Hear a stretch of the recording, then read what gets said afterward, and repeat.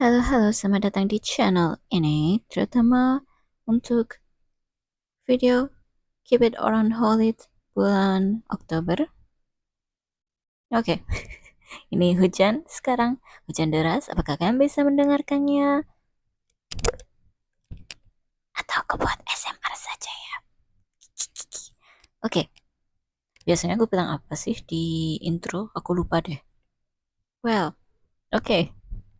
Jadi ini di awal Oktober, buku-buku fiksi yang kusimpan total 310. Ini enaknya aku jabarkan nggak ya? Pertama-tama, oke. Agustus saja kali ya.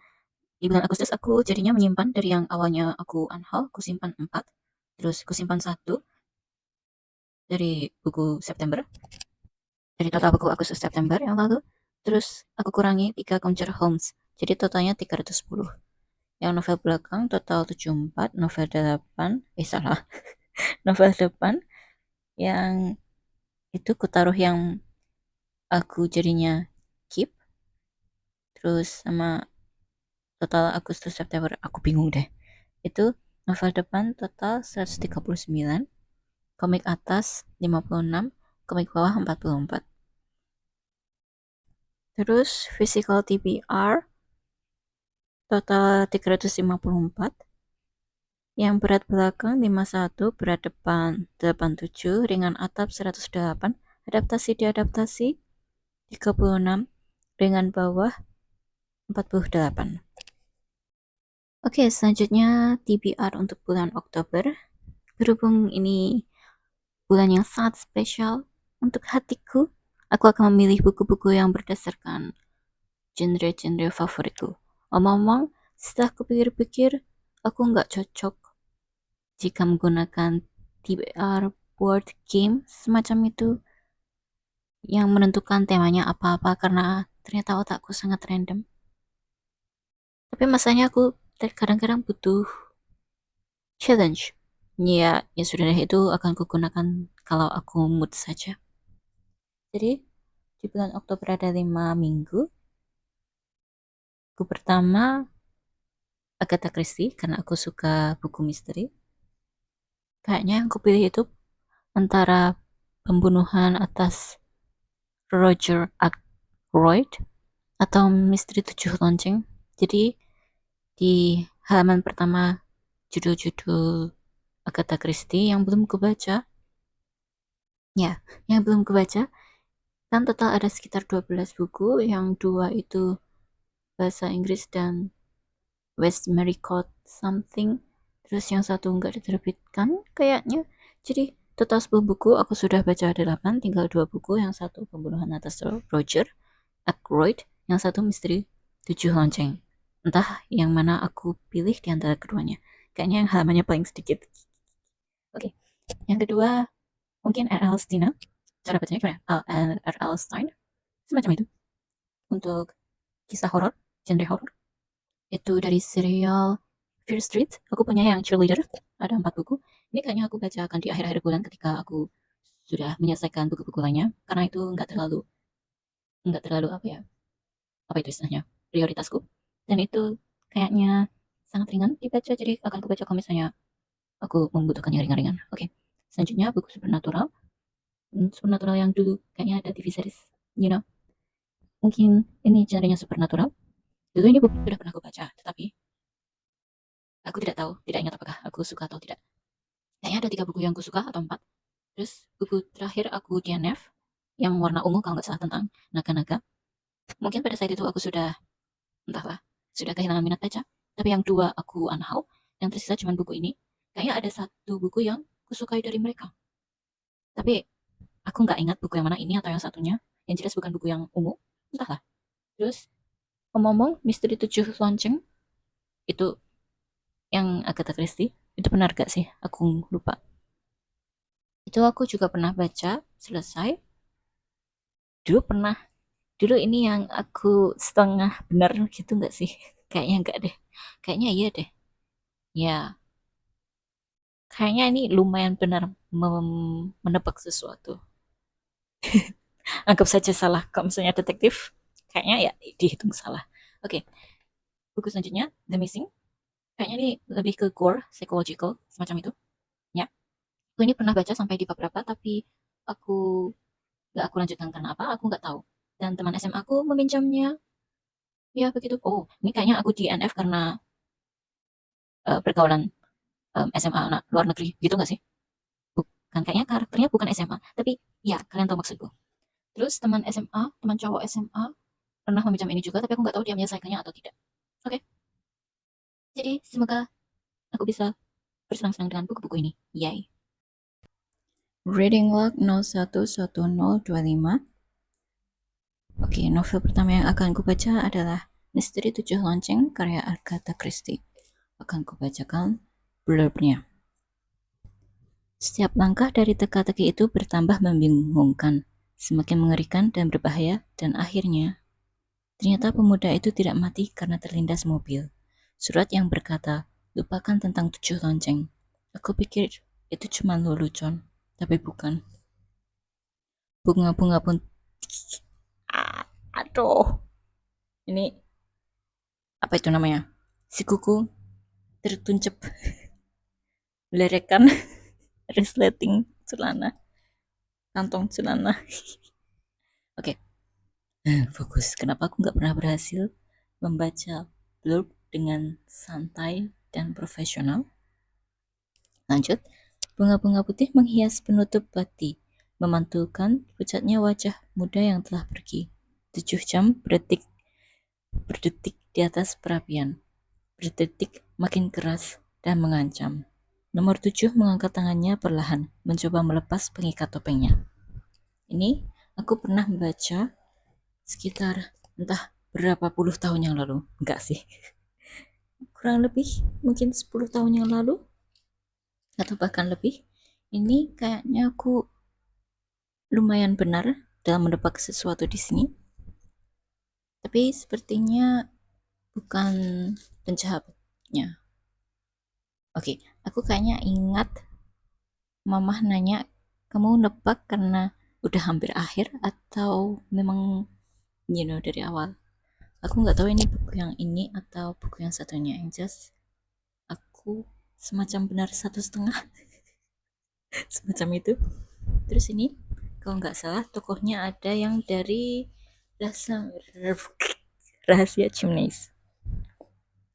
Kalau nggak salah sih Jimmy itu cowok yang kayak flirting sama si tokoh utama cewek di rahasia Chimneys. Mereka kayak tarik ulur begitu.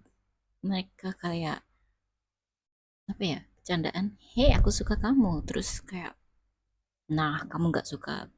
Si ceweknya itu kayak kamu nggak serius sama aku, terus kamu bisa hidup tanpa aku, terus ya mereka kayak sahabatan begitu.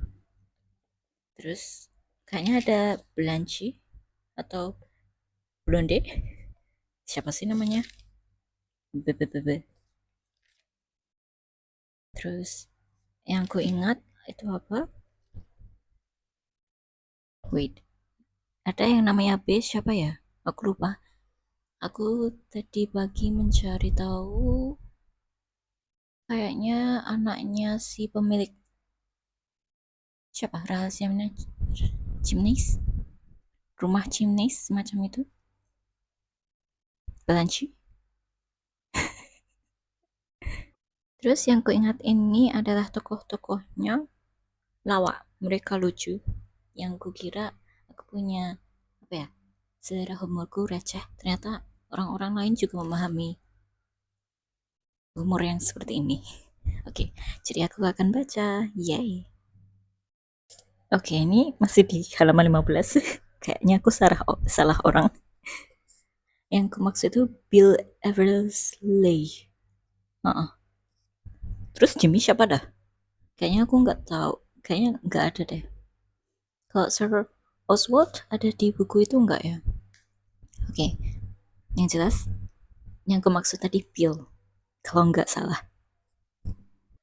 Oke, ini cewek yang aku maksud tadi adalah Bundle, si anak dari pemilik apa rumah Chimneys. Terus ini sejauh ini para cowok ini mereka kekanak-kanakan banget. Kayak mereka ingin membuat kejahilan kepada temannya yang susah bangun. Jadi para cowok itu akan berusaha keras untuk membangunkan temannya. Dan ya, mereka terdengar kekanak-kanakan tapi ini jokes. Sih, gimana ya? Maksudku ini lucu. Atau otakku yang lucu atau memang lucu entahlah, tapi ya ini lucu. Dan omong-omong, ada hal yang harus kuingatkan lagi untuk diriku ketika membaca buku Agatha Christie. Aku akan berusaha sebisa mungkin untuk tidak terobsesi menebak pelakunya, karena itu hanya akan membuat jiwa kompetitifku berpikir terlalu keras dan aku overthinking, dan jadi ya tidak bisa menikmati ceritanya. Jadi aku akan mengerem jiwa kompetitifku dan menghayalkan tokoh-tokohnya dengan seksama sehingga mereka terasa hidup seperti film di dalam otakku. Dan ya, mereka lucu-lucu ini. Lady Kote juga lucu. Dia wanita yang sangat menyukai ketepatan waktu untuk sarapan. Jadi dia agak was-was ketika para bocah itu telat makan, telat bangun juga. Oke. Mereka lucu banget weh. Oke. Aku tadi mau ngomong apa? Ngomong-ngomong, aku sudah ngecek di Ipusnas. Kan awalnya aku mau membaca lewat Ipusnas ebook saja. Tetapi yang satu itu antri, sedangkan yang satunya itu error, nggak bisa di-download. Sejak lama kalau nggak salah. Jadi ya dengan terpaksa aku membaca lewat paperback. Dan omong-omong, entah kenapa otakku lebih nyambung kalau membaca lewat buku-buku versi cover lama daripada buku yang baru ya. Kayak buku baru kan kertas buram biasa, masih bersih. Kalau yang buku-buku lama, mereka kertasnya kekuningan. Dan entah kenapa otakku lebih nyambung sama yang kertas vintage. Otakku dalam mataku dan otakku lebih cocok vibe vintage kah? Oke, ini aku sudah selesai bab 3. Jadi, ya para pemuda dan para gadis ingin membuat lelucon dengan menggunakan meletakkan 8 jam waker di sekitar kamar siapa namanya? Gary yang susah bangun. Tapi keesokan paginya Gary tetap saja tidak bangun dan ternyata dia telah meninggal. Terus ketika setelah dibersihkan dan sebagainya, diselidiki dan sebagainya. Oh my god, my hair. Ya, oke, ada air. Air menetes dari rambut ke buku. Oke, ini bagian yang membuatku merinding. Jadi setelah Jimmy melihat mayat Gary, terus ketika dia berbalik, ketika hendak meninggalkan kamar, dia heran melihat jam-jam waker diletakkan berdiri di atas perapian. Dan kenapa hanya ada 7, bukan 8 waker, yang satu hilang. Nah, ngomong-ngomong, aku mencoba menghitung jumlah pemuda dan pemudinya. Apa mereka 7 ya? Sebentar, Jimmy 1, Jimmy, Gary. Oke, kalau nggak menghitung mereka berarti Ronnie, Rupert, Bill. Enggak sih, cuma 6 ya. Nancy, satunya Helen, satunya Sox. Ronnie. Wow. Ah, aku tadi nyebut siapa aja sih? Aku nggak ingat. Mereka ada berapa? Cewek 3, cowoknya Rupert. Terus, oke aku lupa nama mereka. Rupert, Ronnie, Bill. Ada satu cowok lagi nggak? Oke, lupakan. Mungkin itu hanya auranku. Terus, di halaman 40 ini, dan 38, tapi lebih tepatnya 40, ini bisa-bisanya Jimmy salah fokus. Jadi, ketika Jimmy bertugas menjelaskan kejadian itu kepada adik Gary, terus adik Gary bilang dan menunjuk bahwa Ronnie saja yang menceritakannya. Terus, Jimmy salah fokus dan cemburu. Tapi, well, ketika kamu ingin menjelaskan sesuatu kepada seseorang, tapi seseorang itu menyuruh orang lain untuk menjelaskannya, kamu rasanya agak sedikit sakit hati kan. Dan ya, ada suatu tragedi dan memang ada tipe orang yang bisa salah fokus terhadap hal tertentu meskipun sedang ada tragedi. Oke, ini teori psikologi ini atau hal-hal berhubungan psikologi ini lebih bagus di dalam pikiranku. Cuman aku nggak pintar menjelaskannya. Haha. So, mari kita mengetahui hal dasar mengenai Jerry. Menurut Jimmy, Jerry itu lebih pintar daripada kelihatannya. Mungkin pura-pura terlihat bodoh. Terus Roni seperti Roni terikat pada janji tapi ragu untuk mengatakannya. Ya seperti mengetahui sesuatu. Oke. Oke, bab selanjutnya ada tokoh-tokoh yang kembali. Lord Caterham sama Bundle.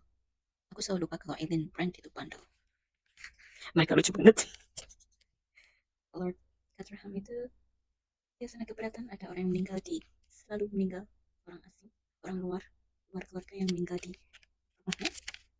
Terus dia sangat suka dengan penyelidikan. Pokoknya percakapan mereka lucu banget.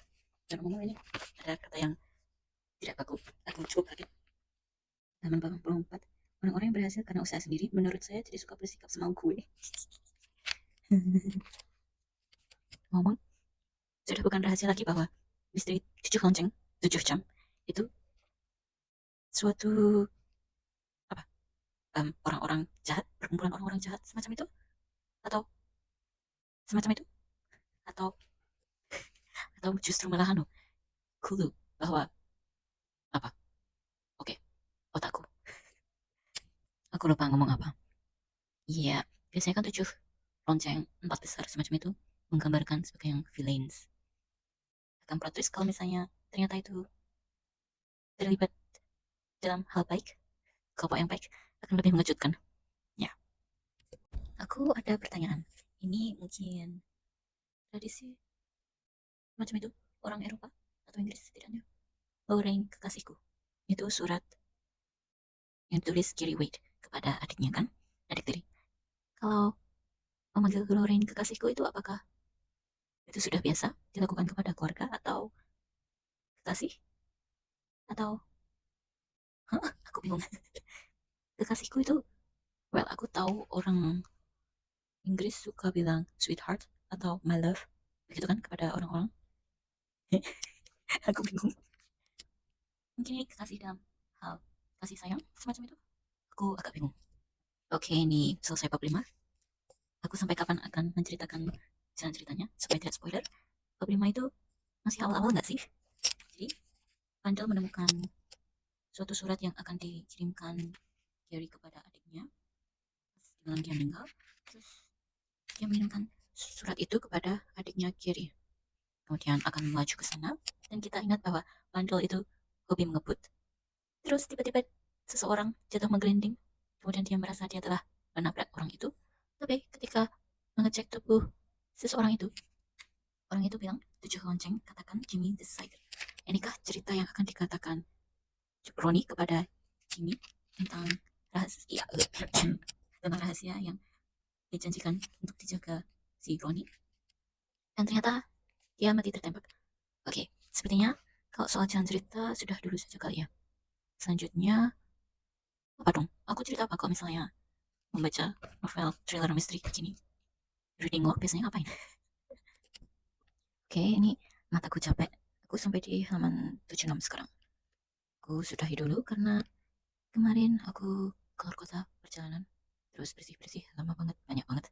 Aku capek, terus hari ini aku juga pergi, terus ya aku lumayan produktif, nggak scrolling HP karena ya kuota yang minimal. Jadi sudah dulu apa kesanku. Ini enjoyable, nggak banyak kelemahanku di sini. Kalau soal sejarah dan sebagainya aku nggak ngerti, tapi di sini tidak ada. Dan mereka lucu-lucu. Ngomong-ngomong aku suka banget interaksi antara Pandel dengan ayahnya, kocak banget. Dan ya, besok lanjut bab 8. Reading log 021025. Ini kenapa aku mengomentari banyak hal? Ini baru satu halaman, satu kalimat di bab 8. Ada hal yang selalu membuatku ketawa ketika menulis bertingkah seperti teman berbincang kita. Jadi kayak kita sedang ngobrol dengan teman, terus dia kayak flashback dulu. Terus penulisnya ngomong, sebaiknya kita kembali ke situasi 20 menit sebelumnya. Mungkin aku yang receh, tapi aku selalu ketawa kalau diajak flashback kayak gitu. Ngomong-ngomong, Jimmy kenapa bisa kaya ya? Dia dapat uang dari mana dah? Dia kayaknya tipe orang muda yang kaya yang, you know, tidur. Tapi sebenarnya cukup pintar.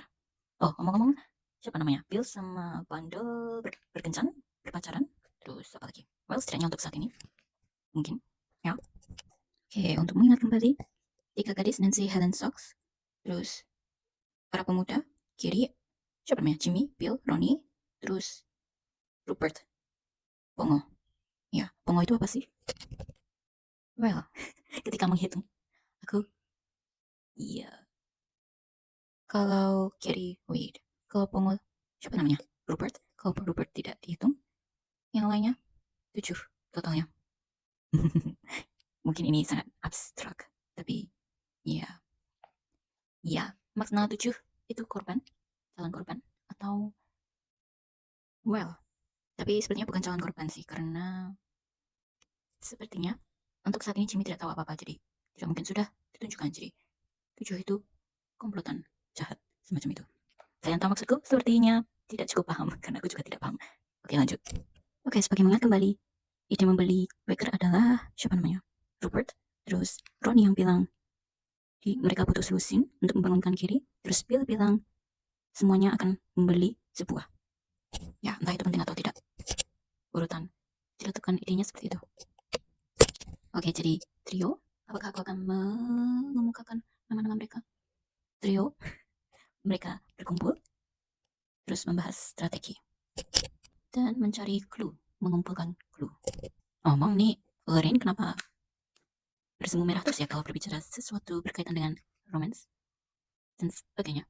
Ketika menghadapi Jimmy, apa mereka sama-sama tertarik atau suka? Well, ketika kau melihat suatu tokoh yang begitu manis, imut, kalem, di cerita-cerita misteri, rasanya seperti ada yang mengganjal. Apakah dia diam-diam pemberontak? Ataukah dia villain? Well, ketika membaca suatu buku yang ada misterinya, semua dicurigai. Aku pernah sampai malu sendiri sama pikiranku. Karena saking acaknya memilih siapa pelakunya. Oke. Bab 10, Inspector Bundle Battle finally dibahas, dicantumkan, disebut. Oke, ketika sudah mencapai pertemuan politik, nama-nama, banyak nama, belasan nama sudah mulai muncul. Gawat. Terus ini ada suatu hal mencurigakan.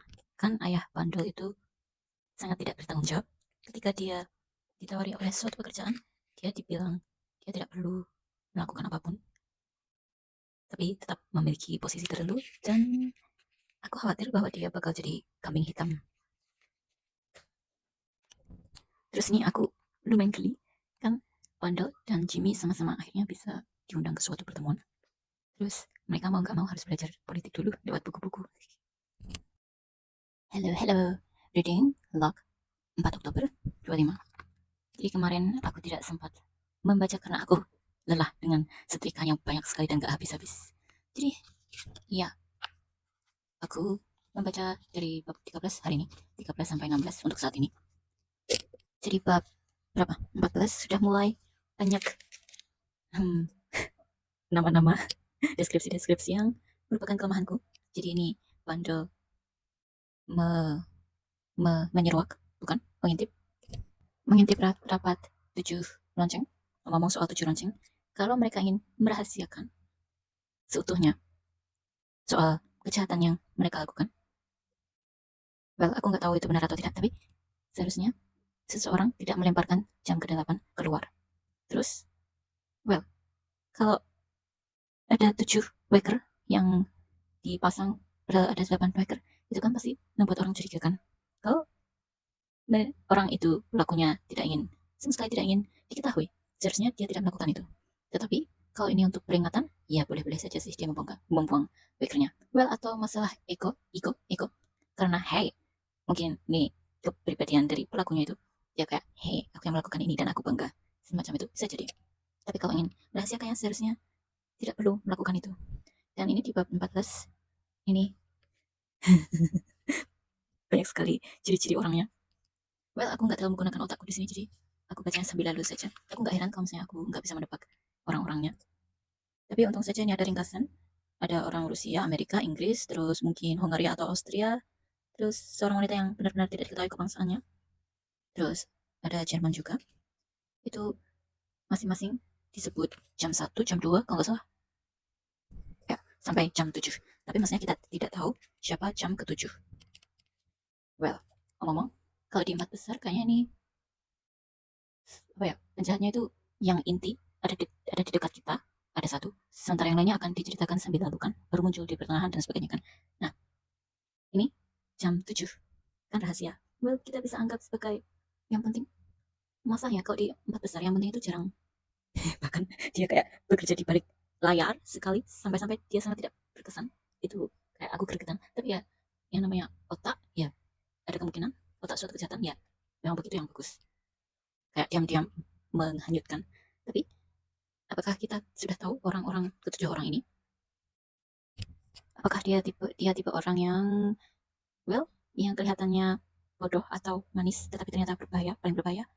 Terus atau yang ketujuh ini yang paling penting atau sebagainya itu ternyata orang yang paling dekat di antara kita?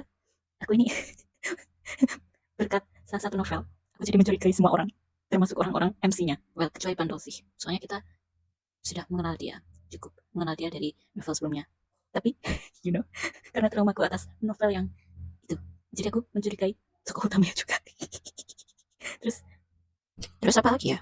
Kayaknya aku tadi pas setengah tidur aku menghayalkan, melakukan analisis possibility, kira-kira tokoh jahat macam apa yang bersembunyi di sekitar mereka. Aku nggak ingat. Ngomong-ngomong ya, aku sangat tidak bisa mengingat deskripsi orang-orang di Tujuh Lonceng. Aku tidak begitu ingat deskripsi-deskripsi tokoh-tokoh sebelumnya. Yep, apa ada yang di antara mereka ya? Aku nggak tahu. Benar-benar nggak tahu. Paling yang orang Jerman yang power itu. Dan si, Russia, si pemilik tempat markas. Wait, ini spoiler gak sih? Ini diceritakan secara gamblang sih, so entah. Oke, soal latar belakang Jimmy yang sangat tidak diketahui itu. Ya, bagaimana mungkin aku tidak mencurigainya? Jangan-jangan aku ditikung sama penulisnya lagi bahwa tokoh utamanya adalah, you know, semacam itu. Enggak begitu. Enggak kayak gitu, tapi semacam itu. Oke. Oke. Apakah so seseorang bilang bahwa lonceng ketujuh, tujuh lonceng, wait, jam 7 itu memiliki pola berlaku tertentu yang sedikit unik dan orang-orangnya, para anggota lain tidak mengetahui siapa tokoh itu. So ya, hello, itu sangat mencurigakan. Apakah jam 7 itu, well, tipe perencana yang diam-diam? Apakah dia orang yang, aku nggak tahu apakah dia sudah berkontribusi pada kejahatan di sana, ataukah dia orang yang orang misterius yang menyamar menjadi jam 7 terus berusaha membubarkan 7 lonceng? Hmm? Entahlah. Oke. Katanya aku nggak mau terlalu banyak mikir, tapi mau nggak mau aku harus mikir, woi. Ini aku cukup bingung oleh oleh oleh so Bandel dan Bill kan pacaran. Oke. Tapi Bandel kayak well termasuk biasa saja ketika dan sangat amat memaklumi banget si Bill yang main mata dengan cewek-cewek cantik. Well, tipe tipe hubungan mereka itu seperti apa? Kayak persahabatan? Kayak Bandel maklum banget cuy. So, mereka suka satu sama lain gak sih? Aku gak tahu. Lebih ke kayak sahabat jadi cinta sih. Tapi kayaknya iya ya. Mereka teman gak sih dulu itu? So, ya. Yeah. Di bab 17, mereka merencanakan sesuatu lagi. Aku sejujurnya aku gak tahu. Aku harus berbicara supaya tidak terlalu banyak berbicara. Mas spoiler. Oke. Ngomong-ngomong, Jimmy itu kocak banget. Kayak kekanak-kanakan lucu. Lucu kekanak-kanakan bagaimana gitu konyol. Dan orangnya santai banget. Hmm. Oh, karena trauma aku dulu. Jangan-jangan. Oke, ada hal yang selalu membuatku ingin ngakak ketika di awal bab. Misalnya, kita lewati saja penderitaan badai yang melingkup sendiri di dalam lemari selama 4 jam. Ini kayak penulisnya kayak penulis dan pembacanya kayak bergosip soal tokoh yang malang ini. So, omong-omong, dalam cerita-cerita kan, well, orang penting tidur di kamar sendirian dan jaga entah di mana. Oke, Yang jadi pertanyaanku, mungkin ini menggelikan, tapi kalau memang ada seseorang penting membawa hal penting, kenapa enggak like? Kenapa enggak sleepover sama para penjaga begitu? Jadi kayak bubuk rame-rame sama security gitu. Kayak para bapak tidur semacam sarden di kaleng. Kayaknya aman. Well, kecuali kalau ada, you know, pengkhianat. So, kira-kira bakal lebih aman yang mana? Ngomong-ngomong, oh, sebentar. Ini sudah masuk ke seru-serunya. Aku gregetan. Oke, aku ada pertanyaan. Ngomong-ngomong, aku nggak tahu ini lokasinya seperti apa. Terus letak kamarnya seperti apa, pembagian kamarnya. Tetapi, seberapa jauh seseorang bisa salah masuk kamar laki-laki dan kamar perempuan? Pembagiannya seperti apa? Terus, dan aku jadi mencurigai sesuatu. Apakah hal yang dilihat benar begitu maksudnya atau ada hal lain? Entahlah. Ketika kamu overthinker dan semua hal bisa menjadi possibility di sini. Iya, iya. Ngomong-ngomong, aku suka interaksi antara Lady Kote dengan Jimmy, kayak keluarga gitu. Dan aku penasaran apakah Jimmy itu anaknya Lady Kote atau mau diadopsi atau bagaimana. Tapi lucu mereka. Aku ada pertanyaan lagi. Kalau benda itu begitu penting, kenapa tidak meminta penjagaan banyak orang? Kenapa cuma satu orang? Kenapa nggak dijaga ketat begitu? Kenapa? Kenapa? Apakah aku terlewat sesuatu? Ngomong aku ada di bab 21. Wah, deg-degan. Well, oke, ada para penjaga lain, tetapi mereka lebih menjaga di luar, bagian luar gitu. Mau tahu kemungkinan yang ada yang mencurigakan lagi? Yaitu ketika orang pintar bersikap pintar, tetapi invincible. So ya, yeah, entah kemungkinannya mana yang benar. Aku hanya memaparkan entah belasan kemungkinan. Oke, ngomong-ngomong soal si Jerman yang itu masih merupakan asumsi bandel atau well dia sudah menyelidiki tapi apa yang benar itu yang dimaksud itu masih mengganjal otakku. Tadi disebut sih namanya pas di situ. Tapi sebagai apa? Aku lupa weh. Well, kayaknya sudah fix dia. Mungkin. Entah. Wah, ini sedang seru-serunya, tetapi hatiku tidak siap dan otakku tidak siap untuk menerima sebegini banyak informasi. Jadi, aku lanjutkan besok mungkin. Oke, okay. Aku deg-degan. Ini seru. Omong-omong, aku masih punya banyak teori-teori, pemikiran-pemikiran, kemungkinan-kemungkinan gila lain. Tapi aku kayaknya bakal malu untuk mengucapkan semuanya. Dan akan lebih menakjubkan jika aku tidak membeberkannya atau aku beberkan supaya kalian juga sama-sama overthinking kayak aku. Yay. Oke, terserah deh. Dah, aku ngantuk. Enggak sih. Dah. Reading log 131025. Ini akhirnya aku membaca lagi, melanjutkan misteri 7 lonceng yang belum selesai aku baca. Ini di halaman 206. Jadi kayaknya sekitar 10 hari aku berhenti membaca dan sibuk membersihkan otakku dengan membaca cepat buku-buku yang kemungkinan besar sudah aku baca sehingga bisa segera aku pindahkan ke bagian yang sudah aku baca dan akan kusimpan. Terus terus aku menyesuaikan dari pindah ke satu tempat ke tempat lainnya, kemudian kembali ke tempat lainnya lagi.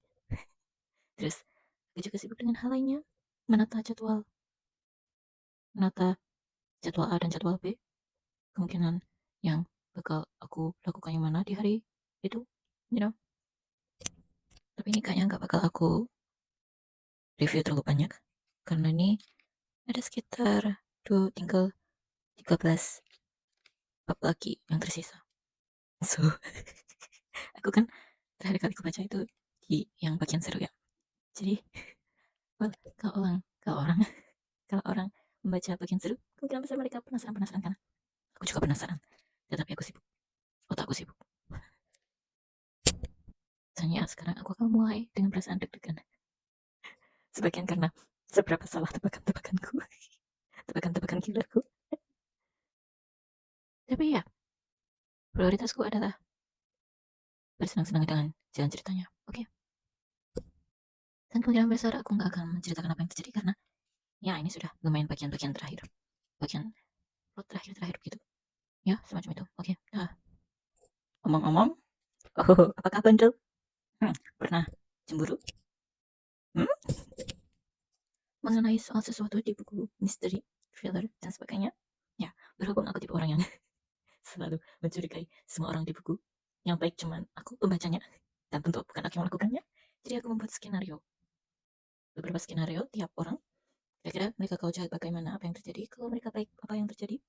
Dan ya, oke, berhubung ini sudah bab 22 dari 34 bab, jadi aku tidak bisa memaparkan semua teori gilaku setelah ini, karena aku juga ingin kalian overthinking sama sepertiku. Karena ya, kalau misalnya itu bukan dia pelakunya, setidaknya kalian masih bisa mencurigainya.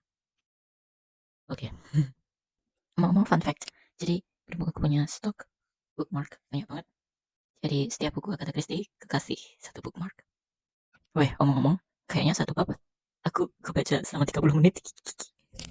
Lama banget dah. Well, aku mempunyai teori-teori killer. Bagaimana mengucapkannya? Banyak tipe penjahat yang kita tahu. Kira-kira mereka itu yang seperti apa? Siapa yang berpura-pura menjadi tipe orang yang seperti ini? Hmm? Aku sayang sekali supaya tidak ada spoiler, supaya kalian overthinking juga kayak aku. Aku tidak bisa mengatakannya. Oke, ini sangat gelap. Hari sudah gelap, jadi aku ASMR saja kali ya. Ngomong-ngomong, kalau misalnya ini kita berada di dunia nyata, inspektur dan orang-orang lainnya berdiskusi, merekonstruksi apa yang terjadi, dan penjahat yang belum tertangkap masih di sana. Nah, kalau misalnya aku penjahatnya, kayaknya aku bakal cengengesan. Terus ketika misalnya inspektur bilang ada suatu clue, terus dia kayak ngelihat aku gitu sebagai penjahatnya, terus aku mungkin bakal cengengesan. Untung saja aku bukan orang jahat, karena orang jahat itu perlu menyembunyikan suatu hal, kemudian menyembunyikan suatu hal lainnya, terus yang lainnya, terus kayak banyak hal yang harus dipikirkan, direnungkan, menyusun strategi plan A, plan B, dan semacam itu, belum lagi hukumannya di dunia dan neraka. Ya, sangat menyusahkan untuk menjadi orang jahat. Jadi, mari kita menjadi orang baik saja. Ya, omong-omong, ini tuh sebenarnya, well, secara keseluruhan untuk saat ini tuh buku yang sangat mudah, ringan, ya, menyenangkan. Tapi untuk berkaitan dengan suatu hal lainnya, sepertinya ini akan lebih lebih menyenangkan jika dibaca ulang. Jadi kita tidak terlalu overthinking dalam hal yang lain itu. Maksudku, ya, sebenarnya kalau misalnya aku ingin membaca ulang suatu misteri atau thriller, ini menjadi salah satu pilihanku karena ringan, menyenangkan, lucu. Melanjutkan yang tadi, tidak ngomong kalau misalnya aku cengeng, kayaknya si inspektur bakal tahu kalau aku sangat mencurigakan dan aku pun tertangkap kalau misalnya aku menjahatnya. Begitu. Ngomong-ngomong, Inspektur Battle itu superintendent yang di buku petualangan di kapal. Tidak akan kusebutkan judulnya. Itu bukan sih? Ngomong-ngomong, dia sekarang sudah menikah belum ya? Ya, tawa mengandung penuh banyak makna. Tetapi yang mana coba? Oke, ini ada sesuatu soal George Lamex yang random banget. Dia tiba-tiba mengajak bicara Pandol, terus berpidato, terus dia seperti menawarkan pekerjaan, seperti sebagai mentor politik, memberi semangat berpolitik kepada anak muda, terus terus Bill yang melihatnya bertanya, hei, ada apa sih kau terus memegang-megang tanganmu? Terus Pandol berbicara, menjawab, bukan tanganku yang dipegangnya, tapi pikiranku yang sedang tumbuh. Random banget. Aku nggak tahu. Ngomong ini yang George itu yang dibilang Bill kayak dia bukan lelaki baik. Terus kan Bill berbicara dengan seorang perempuan, nggak tahu siapa. Terus si perempuan itu ingin makan atau dengan siapa? Mungkin George kali ya. Terus Bill bilang dia bukan lelaki yang baik. Terus apa itu mereka Bill, Pandel dan George ya? Entahlah, aku lupa. Oh, tapi waktu itu George tertariknya sama si cewek karismatik. Aku lupa namanya. Aku bingung. Yang jelas ini random banget. Kok ini giliran Bill yang cemburu kah? Halo, halo. Ini Ibu EO. Oke. Ada suatu hal yang aku pertanyakan dari awal. Ada suatu nama yang entah tulisannya T-nya satu atau dua. Tidak akan kusebutkan, tapi Bill-nya itu kayak dari nama luar negeri. Jadi apakah itu penting atau tidak? Entahlah, mungkin ya, mungkin tidak. Tapi kita harus mencurigai semua orang, khususnya orang yang pintar, yang memang terkenal pintar.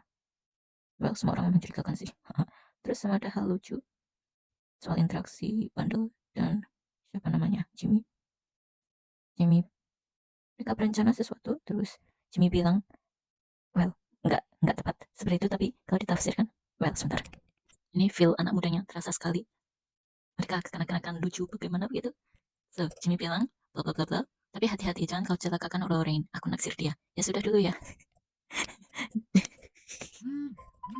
Ini kayak bagaimana begitu. Sempat-sempatnya melawak di hal-hal penting. Ya, petualangan anak muda. Ngomong umur mereka berapaan ya? Kayak pertengahan 20-an sampai awal 30-an mungkin. Entahlah. Jadi ini seakan-akan, well, kau boleh celaka tapi jangan membuat cewek yang kutaksir celaka. Begitu. Oke, sudah dulu. Aku mengantuk. Tes, tes, tes. Halo, tes, tes, tes, tes. Apakah HP ku error lagi? Tes, 1, 2, 3. Woi, woi, woi, woi. Reading, log, 1, 4, 1025. Oke, aku akhirnya berhasil menyelesaikan misteri 7 lonceng setelah sekitar 14 hari membaca buku ini. Tadi aku dari bab 27 sampai bab terakhir, bab 34. Ini, oke. Overall, bukunya ini sangat lucu. Aku suka. Mungkin karena aku orang yang cengengesan, jadi aku sangat suka buku-buku yang lucu. Ya, tokoh-tokoh di sini sangat menyenangkan, interaksi mereka sangat lucu. Mhm. Terus, oke, aku nggak bisa memaparkan teori-teoriku yang banyak sekali karena mungkin aku bisa memberi kalian suatu ide. Shut up, Shopee. Shush, shush, shush, notifikasi, hush. Oke, jadi aku ingin membuat kalian sama overthinkingnya, sama kayak aku. Well, oke, pokoknya aku sangat, sangat, sangat, sangat suka interaksi tokoh-tokoh di sini. Mhm. Aku sampai dibuat kekeh, sampai di mana-mana begitu. Terus, apa ya? Well, untuk suatu hal, aku benar. Tebakanku benar. Terus, tapi untuk suatu hal lainnya, aku pernah menyinggungnya. Tetapi yang itu, yang, tapi, well, aku pernah memperhitungkannya, tetapi tidak aku bahas lebih lanjut. Jadi, aku terjebak. Oke, sampai mana tadi? Jadi, aku nggak tahu aku membicarakan teoriku sampai di mana. Kayaknya sekitar 20-an awal ya, setelah aku berhenti memaparkan teoriku dan lebih fokus ke, you know, interaksi mereka yang lucu-lucu. Well, untuk sesuatu hal, ulang lagi sesuatu hal aku benar.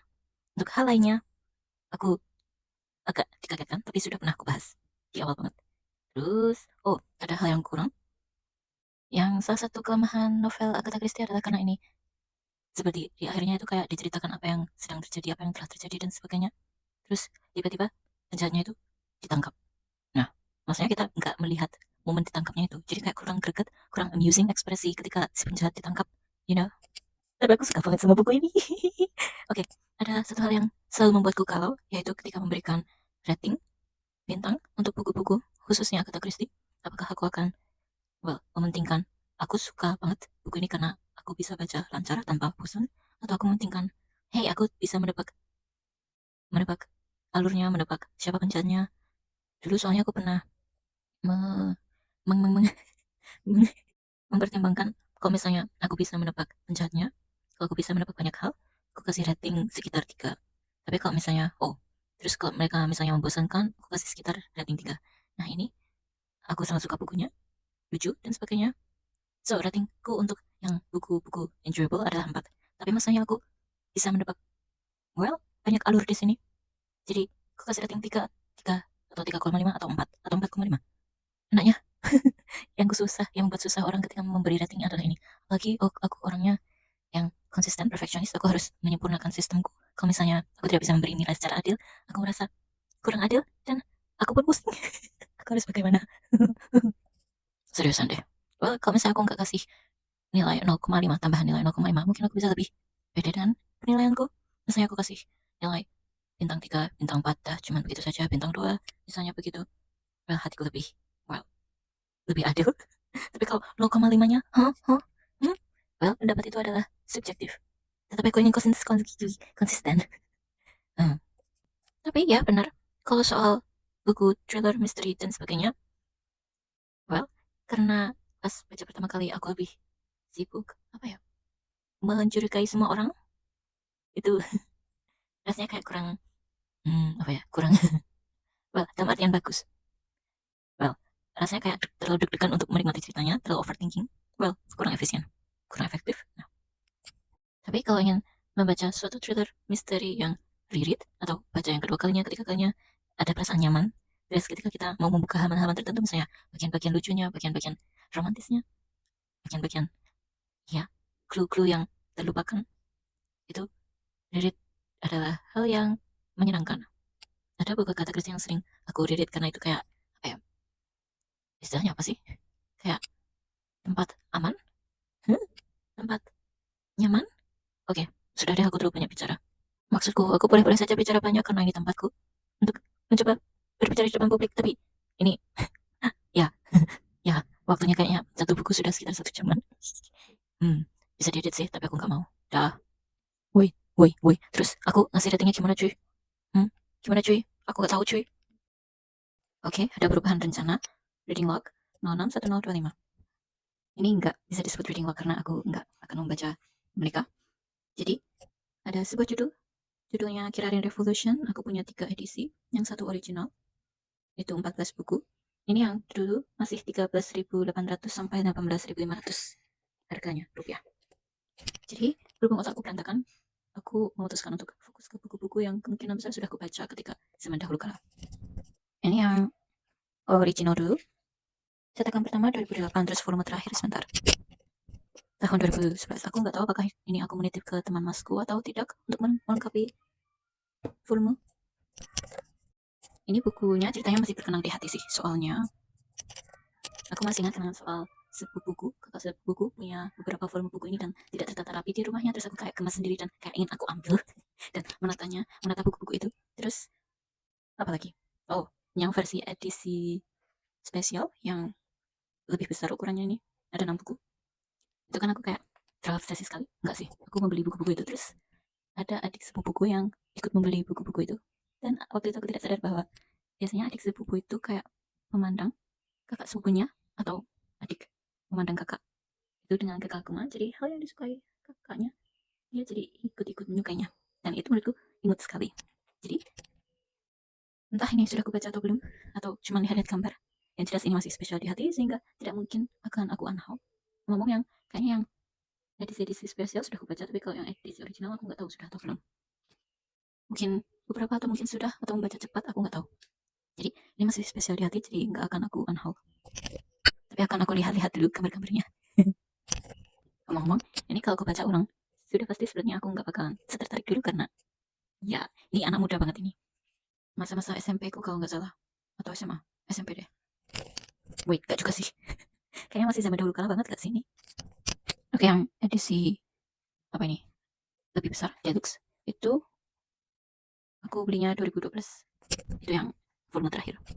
Buku-bukunya agak ya masih bisa diterima tapi agak berenteng-berenteng, sedikit robek dan sebagainya. Itu karena perpustakaanku, rak bukuku waktu itu kehujanan dan banyak buku yang menjadi korban. Sayang sekali. Ya, permulaan yang sangat sangat tersimpan di hati. Ini cewek menyukai seorang idola atau seseorang. Terus terus kenapa ya? terus terus kenapa ditemukan cowok berambut hitam? Ngomong, dulu aku suka yang cowok berambut hitam karena keren, misterius, cool, vibe-nya begitu, tapi gentleman. Well, galak sih. Well, kalau sekarang mungkin aku tidak suka tipe tokoh cowok dan manusia cowok yang seperti itu karena kalau dibentak aku bakal nangis. Ya, so ya, selera sudah berbeda. So, ya begitu. Terus di terus entah chapter berapa dia mempunyai musuh, warna rambut musuhnya. Entah kenapa aku dapat vibe warna rambutnya ungu begitu. Kayaknya salah deh. Tapi dia dan musuhnya itu kayaknya so imut begitu, tapi emang imut sih. Mereka berkompetisi untuk menjadi yang terbaik dalam hal memasak dan sebagainya. Terus si musuh itu mengerjai. Aku jadi ingin bernostalgia, tapi aku aku ingin membaca ulang tapi nggak punya waktu dan ya masih banyak bukuku. Jadi ini akan kusimpan. Mungkin suatu hari nanti akan aku baca ulang atau mungkin kalau mereka sudah tidak spesial lagi akan aku unhaul. Entahlah. Terus Kirarin itu awalnya tidak bisa menyanyi, entah kenapa dia bisa menyanyi dan dia meluncurkan lagu. Ini kayaknya penulis suka banget kucingnya. Kayak sidekick, tokoh utamanya selalu ada kucing. Ini kenapa ada penghipnotis yang berbaju ada vampir boy. Ini volume 2 ngomong awalnya si Kirarin sukanya sama cowok yang berambut lebih terang, yang lebih ramah. Tetapi dia entah kenapa selalu dapat momen-momen romantis bersama si rambut hitam. Dan ya, ngomong ini semacam second lead syndrome gitu ya. Yang suka cewek yang suka cowok-cowok yang lembut bakal terkena second lead syndrome semacam itu. Terus ini Hiroto si rambut hitam dan Kirarin menjadi pasangan main di drama kalau nggak salah. Terus apa? Si Hiroto sering sekali membantu Kirain ketika masa-masa sulit.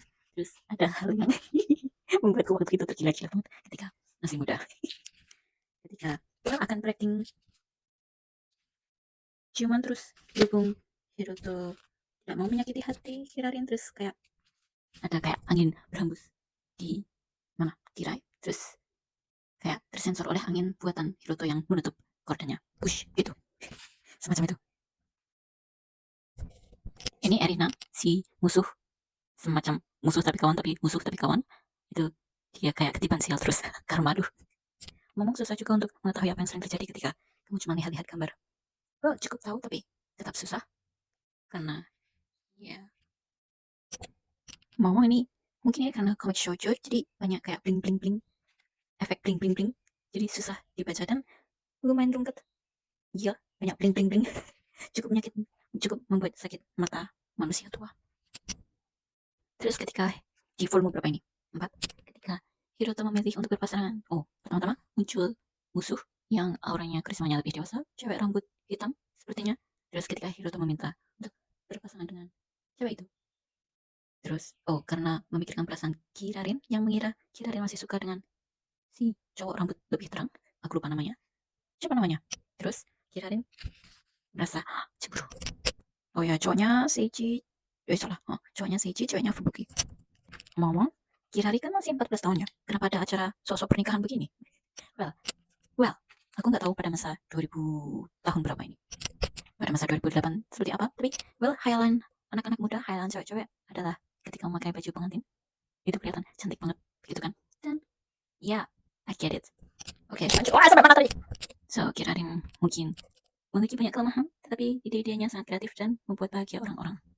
Jadi, dia bisa lebih unggul dalam hal itu.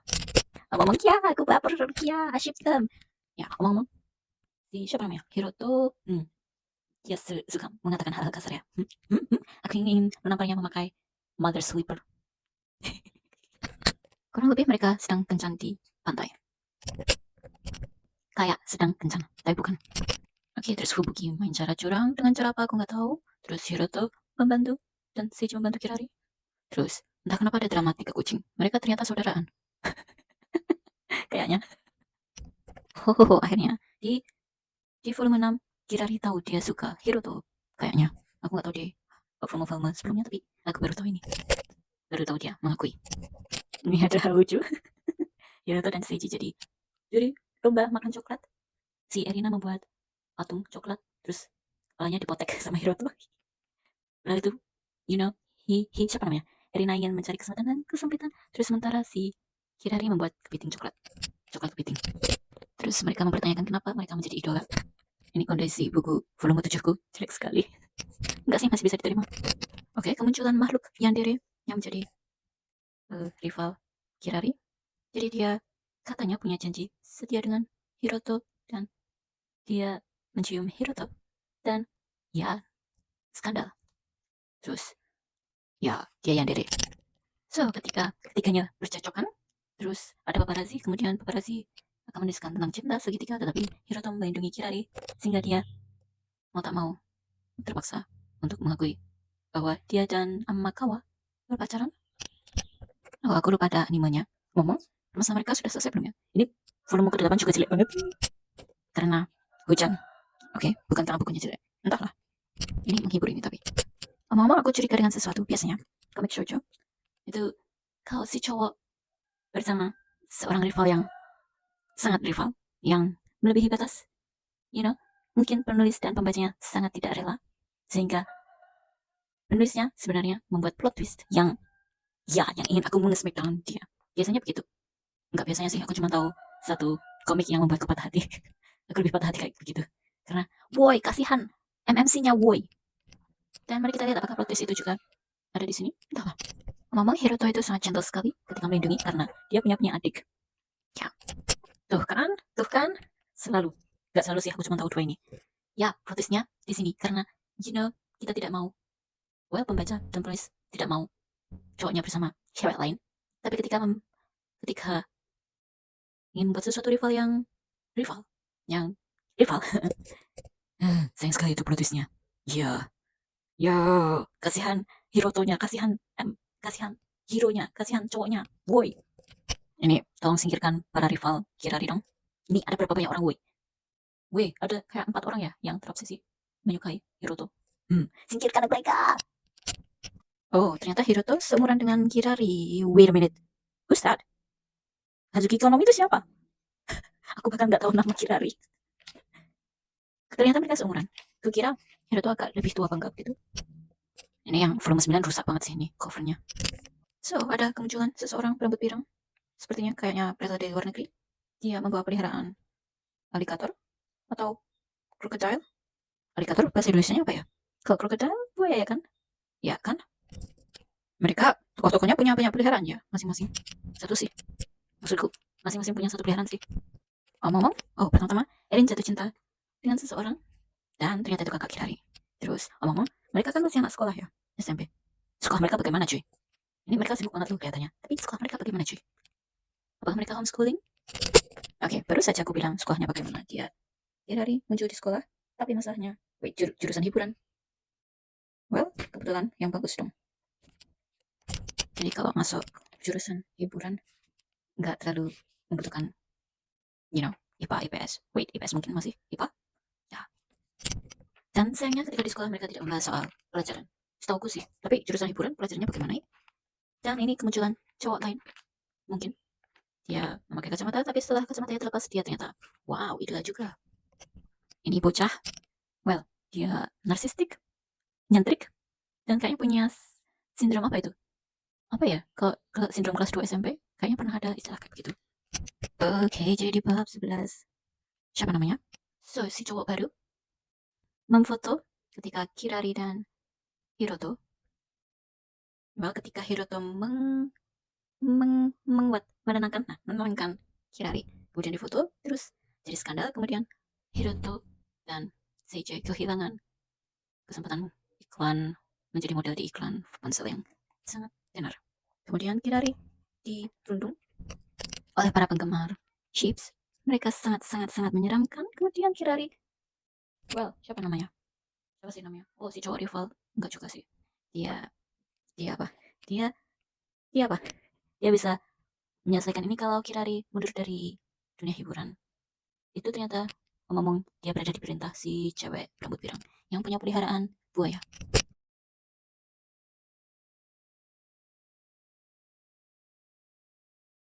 Aku lupa. Mic-nya kematian. So ya, ada crossdresser lagi dan siskan lagi. Haha. Wait, enggak lagi sih. Yang kedua itu baru satu. Semoga cuma satu. Hahaha. They're weird. Ya, siskan broken kayaknya. Hahaha. Wih lah, si Ji ternyata kayak raya banget, woi. Oke, ngomong-ngomong. Jadi ada kompetisi ala putri, kemudian Rin dan Ren, kakak kembaran, apalah itu. Terus itu dengan karisma Ren atau Rin, ya menyuruh siapa kandidat lain untuk mencurangi Kirarin dan mengecat bajunya hitam. Ya, semacam itu. Dan omong mereka canggung sekali. Membuat awkward bro. Selesai. Jadi setelah Kirari menang, Hiroto dan Kirari jalan-jalan, terus Kirari menyampaikan perasaannya, terus Hiroto semacam, well, malah memberitahu, tidak menjawab, tapi memberitahu bahwa dia dan siapa namanya CJ harus ke Amerika untuk belajar lagi sebagai idola selama 1 tahun. Kemudian setelah balik, mereka jadian. Halo. Hari selanjutnya tanggal 7 Oktober. Ini aku akan melanjutkan yang sekarang versi enaknya mana dulu. Wow, setelah aku cek, berarti 7 buku diterbitkan tahun 2012 ya, yang Kirarin. Wow, aku lupa yang buku-buku sebelumnya. Yang terakhir 2011 atau 2012 sih, entahlah. Oke, aku baca yang mana dulu. Yang bukunya ukurannya besar saja. Judulnya Kirarin Revolution Special Edition. Ada 6 buku. Ini diawali dengan hal sama, Kirarin jatuh dari atas panggung, atas panggung. Namanya apa ya? Langit-langit panggung. Terus memperkenalkan diri atau diperkenalkan, terus ya pokoknya si dua cowok itu improvisasi, terus ada dia jatuh dari pohon juga. Terus ngomong di buku ini ada permainan-permainan di halaman tambahan. Wait, apa ini? Ya pokoknya di halaman sebelum bab selanjutnya. Terus pertarungan antara Erina dengan siapa namanya? Siapa sih? Oh, Kirari Dipersingkat sekali, kayak satu bab, terus selanjutnya dia melawan si Fubuki. Ngomong-ngomong ini kayaknya ada yang diganti ya. Kayaknya waktu itu melawan Fubuki itu karena dia kalah, kalah bling-bling, terus dia pakai balon-balon ditempel-tempelkan terus. Tapi ini apa ya? Diganti jadi kayak dia memakai baju, terus dibuat gelembung, terus ketika pitanya dibuka ada bunga-bunga begitu. Terus ini gambar-gambarnya mereka kelihatan lebih muda dan chibi begitu. Terus sama para antagonisnya sejauh ini kurang mengintimidasi, semengintimidasi yang di original, cerita original. Ya, kayaknya dibuat nerf, di nerf mereka sepertinya. Woi, terus sama adegan doki-dokinya kan yang kemarin kayaknya di Korden ini kayak di jaket pura-pura begitu. Ya, kayaknya inti ceritanya sama tetapi adegannya berbeda ya. Adegan grinding pula juga nggak ada. Ngomong Aoi itu siapa ya? Jadi sama Aoi memangnya ada rival kayak begitu di buku original, rival baru kah?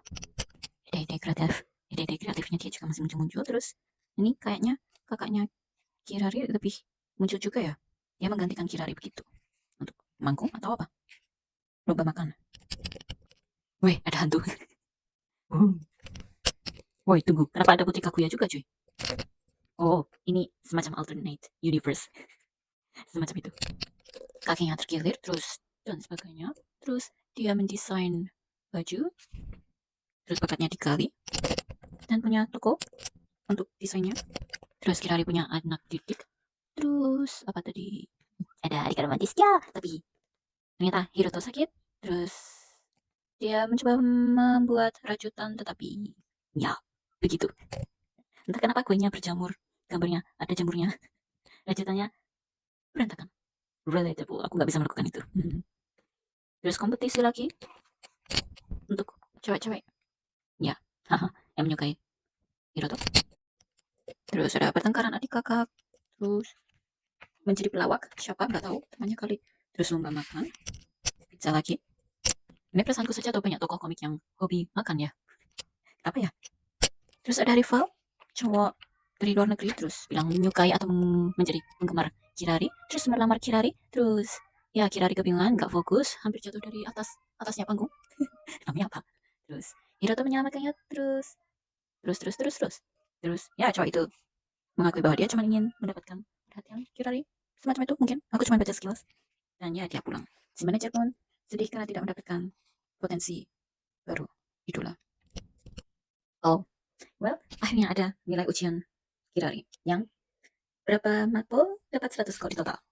Ya, terus dia bertemu orang-orang baru, kawan-kawan baru, terus mereka menjadi dekat dan mereka membentuk grup baru namanya Milky Way. Ngomong yang cewek tomboy. Oh, ada cewek tomboy dan ada cewek pemalu. Cewek yang tomboy itu kelihatan mirip dengan Hiroto. Terus satu buku ini kurang lebih kegiatan ketiga orang itu.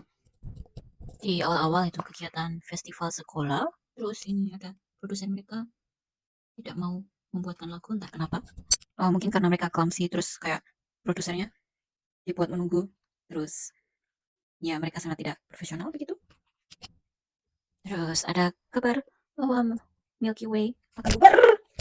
Yang satu mau ikut pertandingan, yang satu meramal dan mengikuti ramalan itu. Terus ya akhir hari kesepian. Oke, nice, mereka beneran berpisah. Jadi kayak ada greget-gregetnya. Tapi masalahnya ini terakhir ini. Seriusan. Kok nanggung banget? Terakhirnya itu kayak what? What? Well, lebih ke karir oke, tapi aku shock. Gue kira ini novel romance. Salah, komik romance. Oke, selanjutnya kirain revolution atau revolution atau apa? Kirain revolution color. Jadi halamannya berwarna. Ini juga pertama-tama. Oke, dia mendadak di panggung, tapi ini jalannya berbeda. Terus dia juga hampir jatuh dari sesuatu, ini dari tempat tinggi, tapi bukan dari pohon, tetapi dari gedung. Entah kenapa, dia mau kabur atau apa ini? Yep, you know. Oh, kucingnya melayang. Oh, dilempar. Ngomong-ngomong, aku benar, Erina rambutnya ungu. Ya, benar.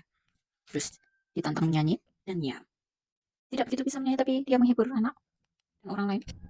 Dia dikerjai pesulap, terus membuat takoyaki kucing. Dia kan yang membuat. Bukan kucingnya yang membuat takoyaki. Aku baru sadar. Setiap panel ada nomornya ya. Entah kenapa dihitung. Mereka jurit malam, tetapi malah lebih takut sama ekspresi Kirarin ketika makan.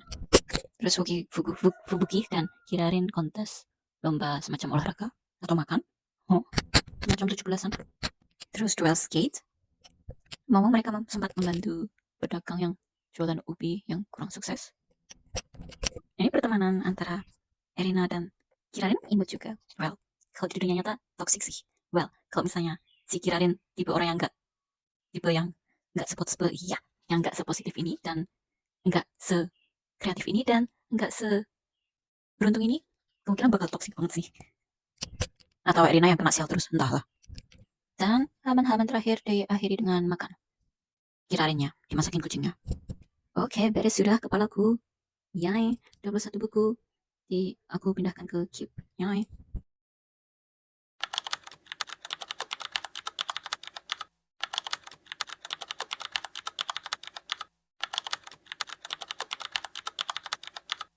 Oke, mati listrik dan otakku ternyata masih penuh. Jadi perubahan rencana. Jadi, karena aku, kebingungan mau ngapain. Enggak juga sih, banyak hal yang bisa aku lakukan, tapi otakku terdistraksi. Jadi, pilih yang gampang-gampang saja. Jadi, oke. Jadi, ini di proyek Keep It or Hold It, yang bagian physical TBR-nya, sebenarnya ada buku-buku yang sudah aku baca. Tetapi, aku masukkan ke TBR karena ingin aku baca ulang. Tetapi, masalahnya, waktuku sangat sedikit, terus aku nggak punya kesempatan untuk baca ulang. Jadi ya, oke, secara cepat aku akan berpikir apakah ini akan kubaca, kau akan kubaca atau tidak. Kalau dibaca ulang aku malas. Dan kalau dibaca ulang, sebenarnya aku masih punya stok. Well, banyak ratusan buku Agatha Christie yang sangat aku suka. Dan masih banyak buku lainnya yang sebenarnya bisa aku baca. Oke, otakku sampai mana tadi? Ini yang versi novelnya dulu, karena yang komik banyak. Yang komik itu sudah aku tonton animenya, tetapi dulu aku suka, jadi aku beli buku-bukunya. Tetapi aku tidak punya kesempatan untuk membaca bukunya, komiknya. Jadi mereka masih terlantar di sana. Tapi ada juga komik yang sudah aku baca beberapa. Tapi masalahnya, berhubung aku belum selesai baca semua volumenya, jadi aku kayak, wah enaknya nih, apa aku baca ulang supaya kayak misalnya ada 12 volume, aku bisa, langsung nyambung begitu. Entahlah, enaknya bagaimana ya. Tapi ada, oke, untuk komik, kapan-kapan saja. Ini novel dulu. Oke, yang pertama buku Agatha Christie, ini yang versi penerbit yang sebelum Gramedia. Jadi nama penerbitnya Mekar Jaya. Dan ya, oke, sebagai seorang kolektor buku-buku Agatha Christie, aku tadi mendadak mempunyai keinginan untuk memborong buku-buku Agatha Christie yang ada di suatu pre-loved yang belum kupunyai. Sebenarnya sepertinya sudah kupunya semua yang terbitan Gramedia, tetapi yang versi-versi lama penerbit sebelumnya itu aku belum punya. Dan ngomong-ngomong, aku punya pertanyaan. Jadi ini dari Wikipedia yang aku print, daftar kumpulan cerpen Agatha Christie. Ada 4 buku cerpen, kumpulan cerpen Agatha Christie yang punya judul lama, tetapi entah kenapa tidak diterbitkan di versi Gramedia. Nah, aku bingung apakah cerpen-cerpen yang tertampil di sini sudah ditambahkan di terbitan-terbitan selanjutnya yang kemudian itu versi yang diterbitkan Gramedia. Semoga begitu ya. Soalnya aku terobsesi dengan mengumpulkan hal-hal yang sangat ingin koleksi. Please, uang itu, Jadi ngomong, mamaku membeli buku-buku ini tahun berapa? Tahun lama sekali, sebentar. Terbitan 1980. Dan kondisinya sangat mengkhawatirkan, membuat iba. Oke, mulai dari yang judulnya Misteri Lenyapnya Sebuah Permata. Jadi ini bukunya sudah, sampulnya masih bagus sih, tetapi ini disampul mamaku dengan, lucu banget omong-omong. Ya, imut. Jadi ini halaman-halaman depannya entah kenapa kayak sobek-sobek, digigit tikus apa ya? Atau aku yang gigit? Kemakan atau apa ya buku-bukunya ini? So, aku nggak tahu ini cerpen yang pertama judulnya apa, tetapi ya, karena halamannya sobek banget, aku nggak tahu judulnya apa. Terus yang kedua ini cerpennya Misteri Sebuah Kota Baghdad. Yang ketiga Kebun Kecil yang Indah. Terus Persoalan di Polensa Bay, Bunga Iris Kuning, Cerita dari Nona Marble, Mimpi yang Aneh, Bayangan dari Dalam Cermin, Misteri Pembunuhan di Tengah Lautan, dan sebagainya. Mungkin ada yang terlewat. Kalau yang ini sih ketikanya masih bagus ya, masih bisa lah aku baca. Ngomong dari judulnya kayaknya ada di buku-buku lainnya ya, kayaknya sih. Jadi ya semoga saja buku yang versi ini, yang isi cerpen-cerpennya ini, itu sudah dimasukkan ke buku terbitan selanjutnya, kumpulan selanjutnya, sehingga yang diterbitkan Gramedia semoga yang sudah komplit. Semoga. Well, atau sebagai jaga-jaga mungkin aku tandai saja kali ya. Karena mungkin pas aku baca buku versi Gramedia, terus aku cek apakah judulnya vibe-nya sama atau tidak. Masalahnya, well, judul-judul versi terbitan ini dan versi Gramedia itu diterjemahkan berbeda. Jadi, well, aku agak bingung. Oke, buku ini sepertinya sangat tidak memungkinkan untuk kubaca karena di pertengahan ternyata banyak yang sobek-sobek juga. Ini seriusan siapa yang makan sih? Tikus? Rayap? Atau aku versi bayi? Terus ada Cyanida Berkilauan. Aku punya yang versi terbitan Gramedia, aku lupa judulnya sebentar. Oke, yang versi Gramedia itu judulnya Kenangan Kematian. Dan tentu saja yang ini nggak aku unhaul karena ini kenang-kenangan mamah beli zaman dahulu kala. Harganya masih Rp1.500. Wow, wow, wow, wow. Oke, tahun terbit ini juga sobek-sobek begitu. Iris Marl. Wait, ya, ini sobek-sobek. Dan ini tipe ketikan yang pakai mesin ketik itu loh. Tahu nggak sih? Yang jelas sangat susah untuk dibaca dan nggak mungkin aku membacanya. Oke, jadi sudah dua ini. Dua ini aku singkirkan dari total TBR ku.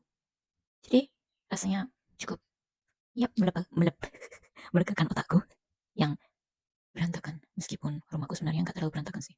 Masih bagus kok. Rapi kok rumahku, lumayan lah. Oke, selanjutnya Glee, The Beginning, dan Glee Foreign Exchange. Oke, well, dulu pas muda aku tertarik pada hal-hal yang hiburan, yang musical. Well, zaman sekarang aku juga suka musical, tapi untuk yang hmm, well, remaja-remaja musikal, remaja-remaja itu apa istilahnya? Sebentar, barat. Nah, itu tidak cocok untukku karena kau tahu sangat mengkhawatirkan. Iya, pergaulan bebas dan silsilah percintaan mereka yang sangat rumit. Yep. Oke. Ini sudah aku baca zaman dahulu kalau sekitar 10 tahun yang lalu ya. Dulu mungkin aku suka, tapi sebenarnya Glee itu nggak terlalu spesial di hatiku sih, karena ya aku kayaknya nggak pernah bisa menyelesaikan film-film, enggak sih, TV series Barat Amerika. Kayaknya aku nggak pernah bisa menghabiskannya karena you know, canggung, you know, ya begitu. Kalau bakat menyanyi mereka sih, ya powerful, well, kreatif, dan powerful juga, tetapi you know, apa aku baca satu bab pertama dan bab terakhir sebagai kenang-kenangan sebelum aku menyingkirkan mereka dari rumah? Ya saja kali ya, sebagai kenang-kenangan aku pernah mengenal mereka. Oke. Oke, jadi Rachel itu adalah murid SMA bukan? Dia SMA bukan? Dia orang yang ambisius, ingin melakukan sesuatu dengan baik, ingin seperti misalnya ingin menjawab pertanyaan guru, terus bakat-bakatnya yang sebagainya, terus tapi kenapa teman-temannya sebel kepadanya? Kenapa teman-temannya itu membulinya?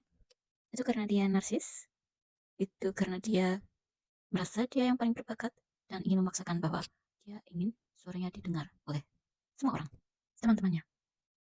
Ya, jadi dia memberi usul kepada Capsec untuk mengisi acara radio sekolah. Nah, terus dia menunjukkan bakat di sana dan ya, well, terus dia membuat suatu penghargaan untuk siswa yang memberikan sesuatu untuk sekolah, tetapi dia memberikan bintang itu kepada dirinya sendiri terlebih dahulu.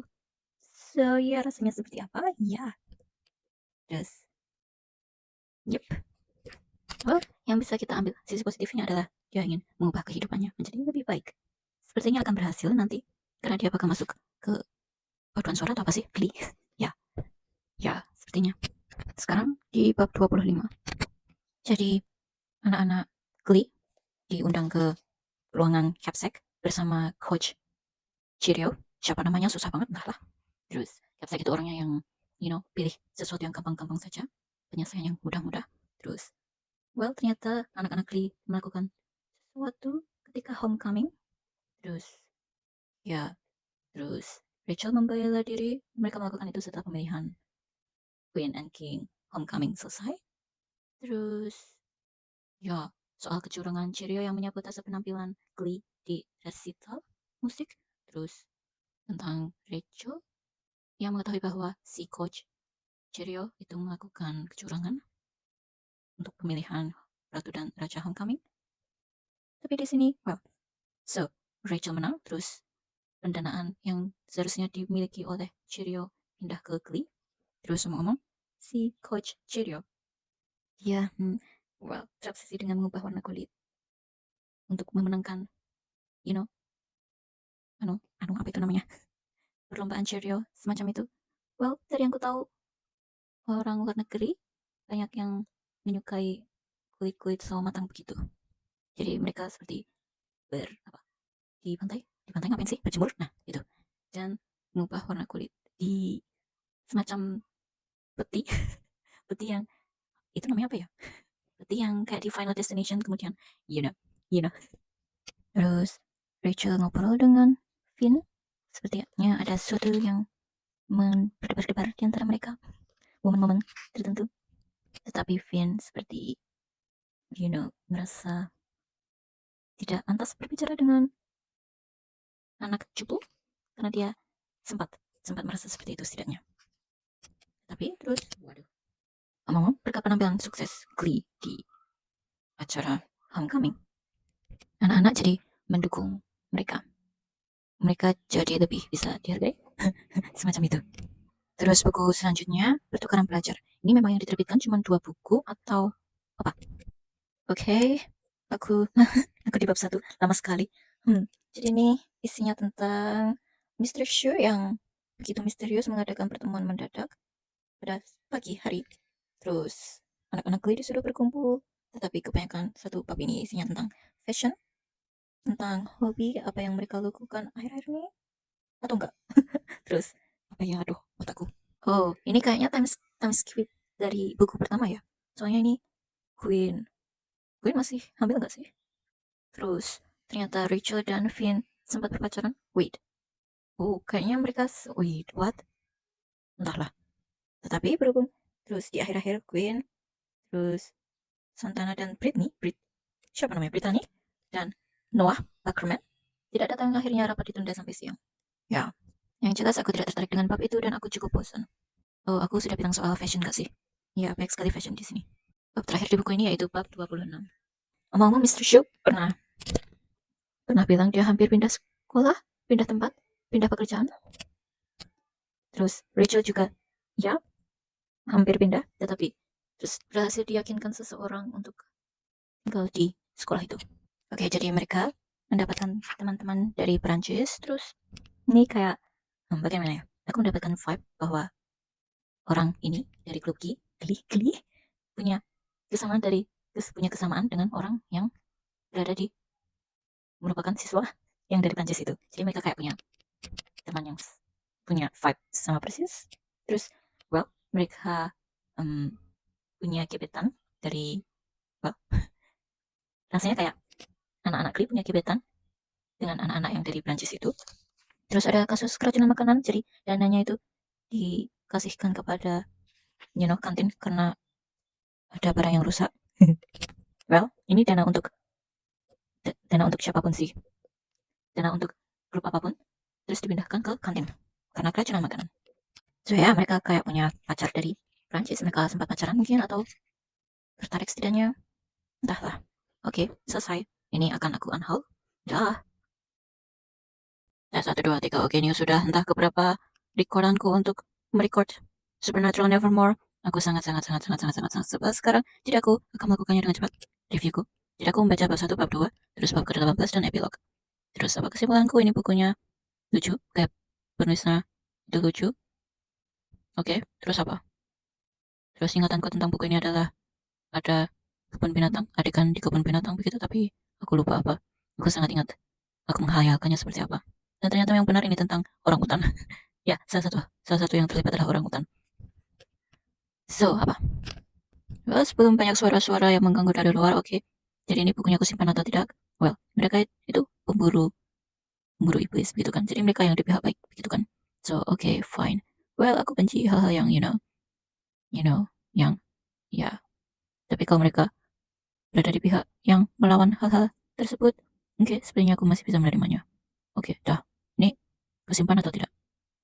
Hayalanku masih berkenang di hati sih, so simpan. Ngomong aku nggak begitu paham, nggak begitu ingat mereka siapa, tapi kayaknya masku pernah suka mereka, menonton mereka, atau setidaknya kenal mereka, entahlah. Oke, dah.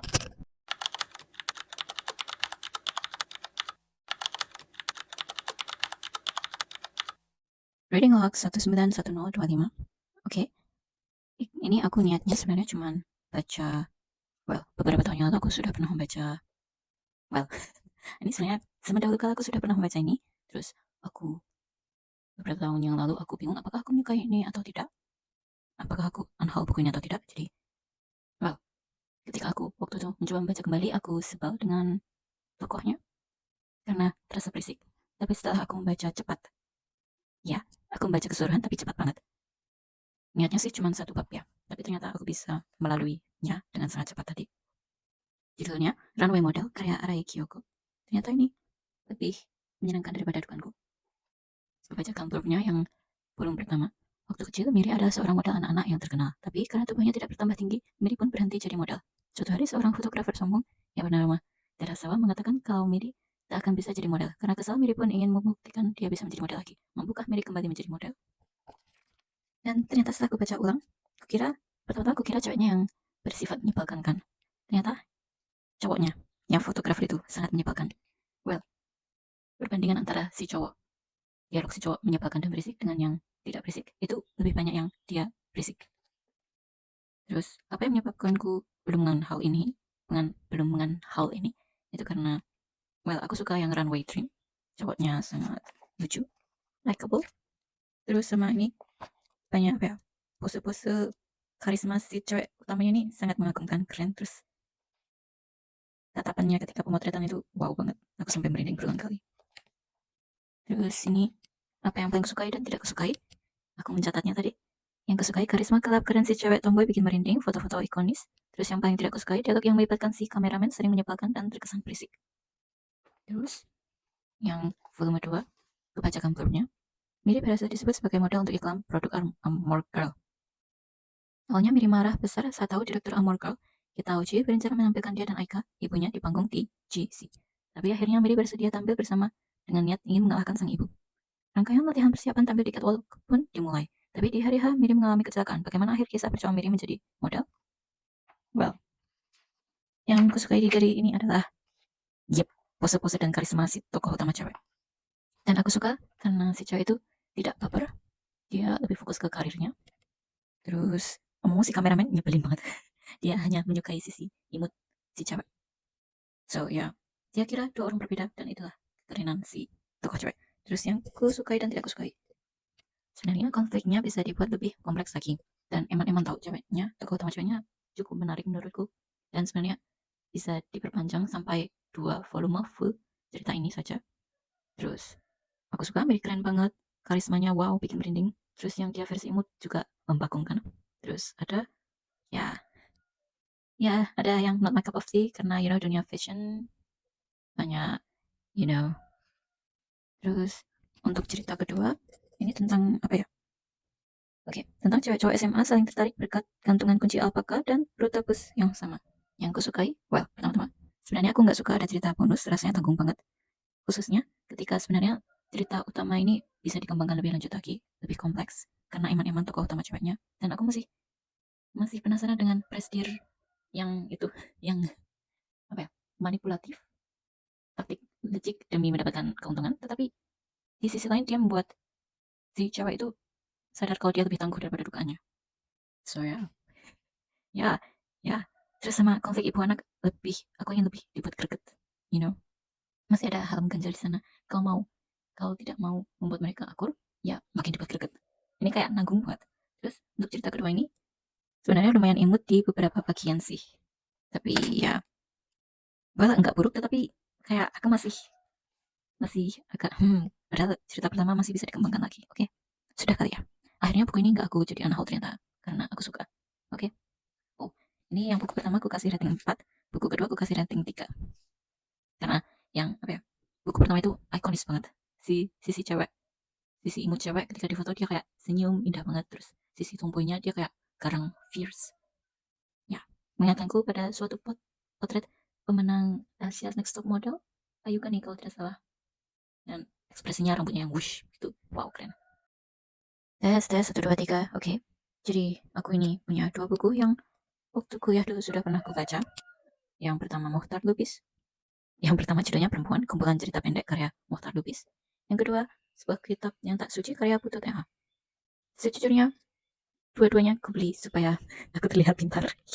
Biasa, orang-orang kalau membeli buku-buku klasik biasanya supaya, you know, nggak biasanya sih. Mungkin ada banyak orang, mungkin ada beberapa persen orang, ya, supaya terlihat pintar. Dan supaya merasa pantas berada di suatu tempat, supaya bisa bergaul, begitu. Oke, jadi aku membaca 2 buku ini untuk tugas. Sepertinya yang satu iya nggak sih? Kalau yang pertama-tama Mukhtar Lubis Perempuan. Oh, apa Putut ya dulu, sebuah kitab yang tak suci. Ini untuk tugas menganalisis pengarang. Kira-kira pengarang seperti membuat simbolisasi seperti apa? Seperti apa yang beliau sampaikan? Hal-hal macam apa yang sering atau cenderung beliau sampaikan? Terus, apa kaitannya dengan kondisi psikologis? Well, kalau membaca sebagai seseorang yang menyukai psikologi, itu menarik. Tapi masalahnya seingatku ya, ini ceritanya pemilihan kata-katanya itu seperti terlalu gamblang, yang membuatku shock dan merasa tidak nyaman. Dan aku not my cup of tea. Cerita-cerita yang seperti itu yang terlalu membuat shock, itu not my cup of tea. Jadi apakah aku akan menyimpan ini atau tidak? Sejujurnya ya, maksudku, kalau untuk kamu membaca ini sebagai seseorang yang menyukai psikologi, mungkin aku tertarik karena banyak hal yang bisa dianalisis dari sini. Kira-kira apa latar belakang beliau, kira-kira apa yang sedang dipikirkan beliau, dan sebagainya. Tapi kalau misalnya aku nggak sedang menganalisis, aku sepertinya bakal ketakutan. Tidak suka dan tidak merasa nyaman. Oke, untuk 2 buku ini aku akan mencoba mencari di Goodreads. Mari kita lihat apakah, well, untuk yang Perempuan karya Mohtar Lubis kayaknya ini lebih sopan ya. Kayaknya nggak terlalu banyak imajinasi-imajinasi liar seperti itu. Dan cenderung lebih ke, ini loh, sudah ada, ini loh memang ada di dunia nyata, tapi tetap lebih sopan sepertinya, seingatku ya. Oke, ini di blurbnya ada kalimat, metafora dan jaringan kata khas dengan keindahan liris mirip puisi, sekaligus penuh keterus-terangan yang melampaui batas kesopanan awam. Ya, aku sebagai manusia biasa, aku menginginkan kesopanan, tapi sebagai seseorang yang suka menganalisis psikologi, well, itu suka-suka mereka sih. Dan ya, aku oke, Goodreads dulu. Oke, ratingnya di Goodreads untuk yang BTTA sebuah kitab yang tak suci itu 3,45 dengan 40%-an itu di angka 3 bintang. Untuk ulasan mereka, oke ya. Well, hmm, well, kalau membuat tidak nyaman ya sudah di unhold saja kan? Ya kan? Ya, ya. Oke. Untuk Perempuan karya Mohtar Lubis itu ratingnya 4,01 dengan 46% di rating 4 bintang. Oke, untuk yang kumpulan cerpen Perempuan, seingatku sih, ya kata-katanya sopan-sopan saja ya, seingatku. Tidak begitu, bermetafora. Dan lebih ke sehari-hari nggak sih? Seingatku. Semoga sopan ya kata-katanya. Dan jadi, untuk cerpen Perempuan sepertinya bakal aku simpan. Oke. Dulu sudah pernah aku baca, tapi aku nggak tahu apakah semuanya atau kayak cerpen ini sudah, kemudian cerpen ini sudah, yang ini belum, entah kenapa aku lompati, terus cerpen yang ini sudah, seperti itu. Oke. Dah. Reading Log 201025, aku akan melanjutkan. Komikku Shoujo Nozaki karya Izumi Tsubaki, volume 9. Akan kubacakan blurbnya. Sakura dan Mikoshima mendapati Nozaki sedang duduk manis di sebuah kafe. Ternyata Nozaki sedang mencari ide tentang percakapan romantis para muda-mudi. Sakura dan Mikoshima pun akhirnya ikut membantu. Lalu yang menjadi peran cewek lawan bicara Nozaki. Sakura, kenapa kamu pasang tampang siap tarung pantang mundur begitu? Ya. Jadi kemarin aku pas baca komik kok bisa enak banget, lancar, jaya, cepat begitu. Kayaknya kurang dari 30 menit. Jadi aku akan mencoba membaca dengan cepat komik ini. Yay. Karena aku sangat sibuk otakku. Ya, segera selesaikan. Oke, mic-nya aku matikan. Jadi, Nusagi duduk sendirian di kafe mencari ide kira-kira pasangan mereka ngobrol apa supaya ada variasi begitu. Terus minta tolong Sakura dan Mikoshiba. Terus Sakura berperan sebagai pacarnya siapa namanya Nozaki, kemudian si Mikoshiba menjadi robot pelindung yang sebenarnya Sakura tidak bisa mendengarnya. Terus ini Mikoshiba kayak kakaknya Sakura banget vibe-nya. kayak mak comblang begitu, terus memberikan arahan-arahan kepada Sakura untuk memanfaatkan ini supaya lebih bisa dekat dengan Nosaki, tetapi Sakura ya tidak peka di salah tempat. Bab 2 intinya soal Wakamatsu, terus Mayu dan Mikoshiba berkumpul untuk menginap di rumah Nosaki, terus mereka main main game kepunyaan Mikoshiba, terus Mikoshiba mengambing hitamkan si Mayu soal koleksinya yang mencurigakan itu milik Mayu. Ini ada panel yang bikin ngakak banget. Ini soal Nosaki memberikan saran tentang ketika para cewek sedang menginap bersama, mereka ngapain, dan malah jadi akrobat. Terus mereka makan snack sambil gelundung-gelundung terus keselak. Ya. Terus selanjutnya tentang Kashima yang akhirnya menginap bareng dengan teman-teman cewek. Terus ini menjadi perbedaan antara perkumpulan cewek dan perkumpulan cowok ala penulis komikus Sujune Saki. Ya, ini random banget ini.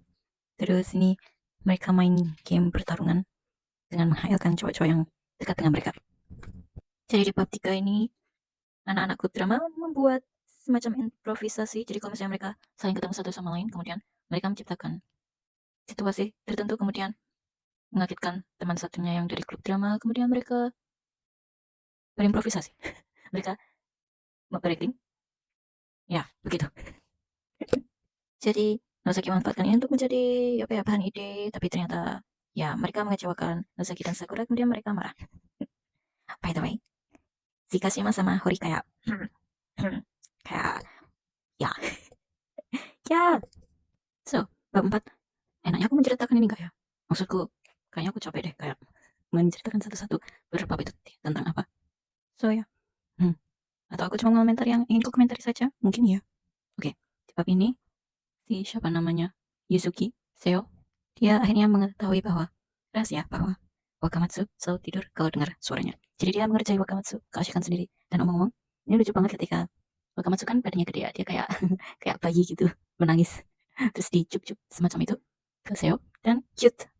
Ini kayaknya semua pasangan berjalan dengan lancar kecuali Nosaki dan Sakura deh. Well, mereka lumayan lancar dengan cara mereka sendiri, tapi nggak romantis, lebih ke komedi. Yang lainnya mah lumayan ada romantisnya. Ngomong-ngomong, ada yang membuatku ngakak banget di halaman 84. Ini ketika seorang remaja mencoba memikirkan konflik apa yang ada di dunia kerja.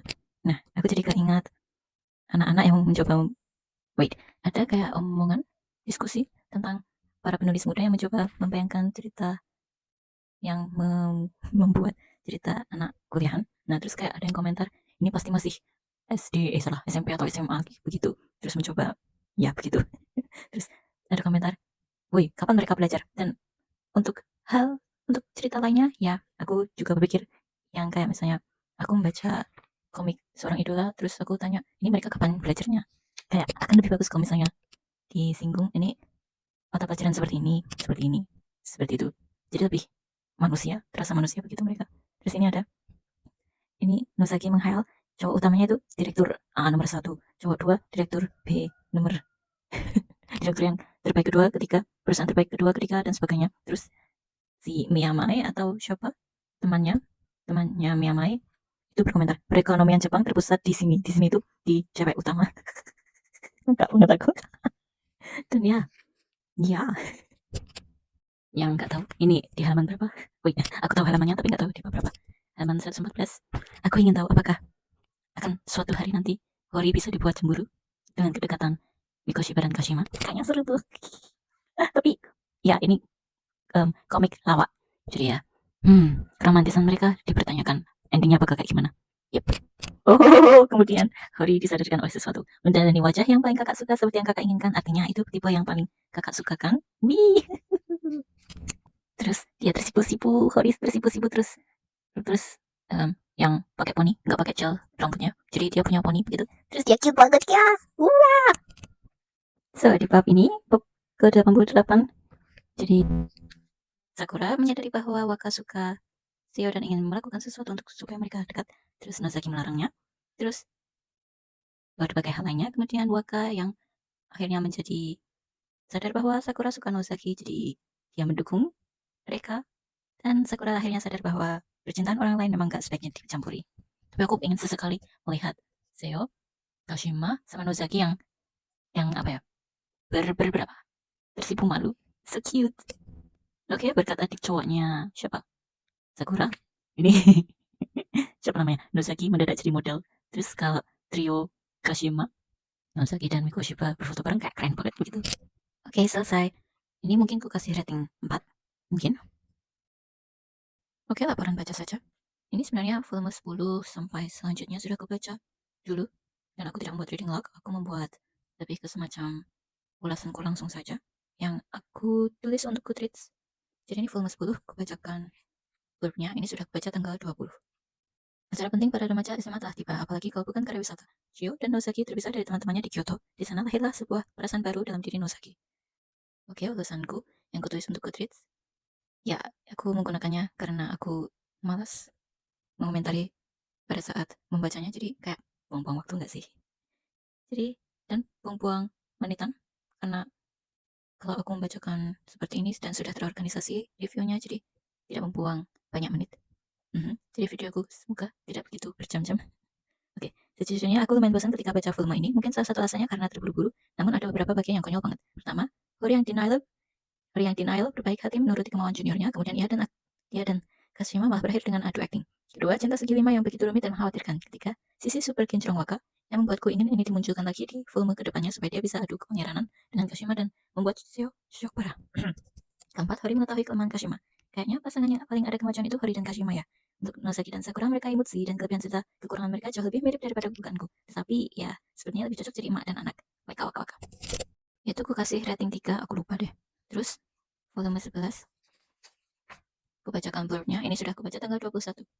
Musim pengakuan tiba, sementara Yuzuki akhirnya akan mengaku pada Wakamatsu bahwa dirinya lah Rolele. Hiroyuki akhirnya mengajak kencan Yukari dan melakukan pernyataan. Lalu Chio pun akhirnya ditembak oleh karakter dalam game.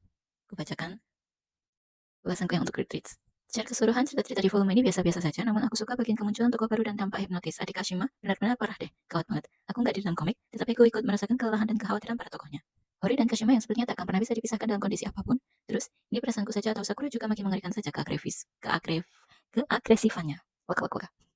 Ada kesukaran yang kurasakan berkaitan dengan nama Jepang. Misalnya, beberapa tokoh sudah dikenal baik dengan nama belakang mereka. Terus pas muncul anggota keluarga masing-masing yang tentu mempunyai nama marga yang sama seperti tokoh-tokoh sebelumnya, kan akunya jadi bingung harus memanggil mereka seperti apa, tetap sama atau diganti pakai nama depan. Ini aku di mana nih? Tadi volume 11 ya. Aku kasih rating 3. Terus full daring. Terus volume 12 ini aku baca 22 tanggal. Aku bacakan blurbnya. Yuzuki berusaha meningkatkan kepercayaan Waka pada dirinya, tetapi tentu saja hasilnya jauh dari harapan. Nozaki akhirnya memutuskan turun tangan. Di lain kesempatan, Nozaki membuat komik pendek dengan Shio sebagai model. Tapi ketika berusaha menuntaskannya, ada perasaan aneh yang terlintas. Aku bacakan ulasanku. Salah satu cerita favoritku itu yang Yuzuki dibuatin boneka mirip Waka dan menguyal Willnya, kemudian membuat Waka asli cemburu. Kapan Yuzuki bisa benar-benar peka ya soal alasan sebenarnya Waka cuma kaku ke dia? Aku kasihan sama Waka. Waka waka waka. Aku juga makin kasihan sama Miyamai yang menghadapi bocah borot tak random ala Nosaki. Frustasinya terasa banget tuh sampai di sini. Terus pernyataan suka Hori ke Kashima itu suka yang versi apa ya? Bukankah ini semacam big reveal? Hubungan toksik mereka berkembang ke tingkat selanjutnya. Ngomong-ngomong, aku nggak begitu paham soal target usia pembaca. Tetapi ini yakin bisa buat anak usia 12 tahunan. Aku kasih rating 3. Ngomong-ngomong, aku kan begitu muak dengan fan service dan kan berkembang tidak sopan. Jadi ya, kalau aku nggak mood, dan biasanya nggak mood, biasanya jadi nggak mood, jadi rating sesungguhnya aku kurangin gara-gara itu. Oke. Ini volume 13. Gue baca tanggal 22. Ya, gue bacakan blurbnya. Suatu hari Kak Hori menemukan komik berbahaya di rumah Nozaki. Penemuan ini membawanya kepada sebuah rahasia besar. Di lain sisi, Seo akhirnya berkesempatan menyanyi langsung di hadapan Wakamatsu. Kali ini pun kehidupan Nozaki dan kawan-kawan dihiasi kehebohan. Aku berusaha acting seperti rapper, tetapi aku dyslexic. Mungkin aku pedo membacanya. Haha. Oke, kali ini pun kehidupan Nozaki dan kawan-kawan dihiasi kehebohan yang luar biasa. Kubacakan ratingku. Amin. Amin. Ulasanku. Aku kasih rating 3,5. Aku baru ingat kalau Kashima nggak boleh tahu Hori itu asisten komikus biar nggak diracunin. Jadi sohibnya Mikorin yang bermulut ember itu juga nggak boleh tahu. Nozaki dan kawan-kawan kan sering banget main bareng dan bahkan para asisten juga sering bertemu. Nah, memangnya mereka nggak bertanya-tanya apa begitu kalau ketemuan? Apalagi seingatku para cowok sempat mengeluarkan alat tulis berkaitan pekerjaan mereka pas mau sleepover di rumah Nozaki. Aku tahu Nozaki suka berdiskusi soal komik dengan para asistennya, tetapi aku nggak ingat apakah waktu itu Mikorin dan Hori sedang berdiri berdekatan apa enggak. Well, saking randomnya topik pembicaraan mereka, aku jadi lupa sih. Waka. Ini ulasanku banyak banget, boy. Lanjut. Ngomong soal Maino dan pasukan Tanuki, kayaknya aku jadi teringat oleh beberapa komik shoujo. Entah kenapa pengarang tersebut suka sekali memasukkan animal psychic di dalam setiap ceritanya. Nggak cuma protagonisnya, semua tokoh penting sepertinya punya hewan peliharaan yang bakal lebih bijaksana daripada manusianya. Jadi, apakah waktu itu sedang tren zamannya? Aku dapat pengetahuan baru. Menurutku, pet anjing bahagia bisa jadi sesuatu yang menantang dan membuat penulisnya terkesan cerdas jika berhasil dilakukan dengan rapi. Ini ide yang bagus sebagai seseorang yang menyukai dunia kepenulisan dan plot twist. Tunggu. Ini tuh sebutan lainnya bittersweet ending apa enggak sih? Di volume ini kayaknya banyak hal kocak dan ikonis karena banyak yang kutandain. Pertama, stiker tone yang dikira media kutukan. Terus aku selalu puas ketika Sentaro sekolah seakan tahu gebetan dan kegilaannya Chio sementara doinya sendiri sangat tidak berperasaan ya aku membacanya. Ya, keduanya yang bisa mudah sekali untuk tes tes otak, halo. Ya, keduanya bisa. Hmm?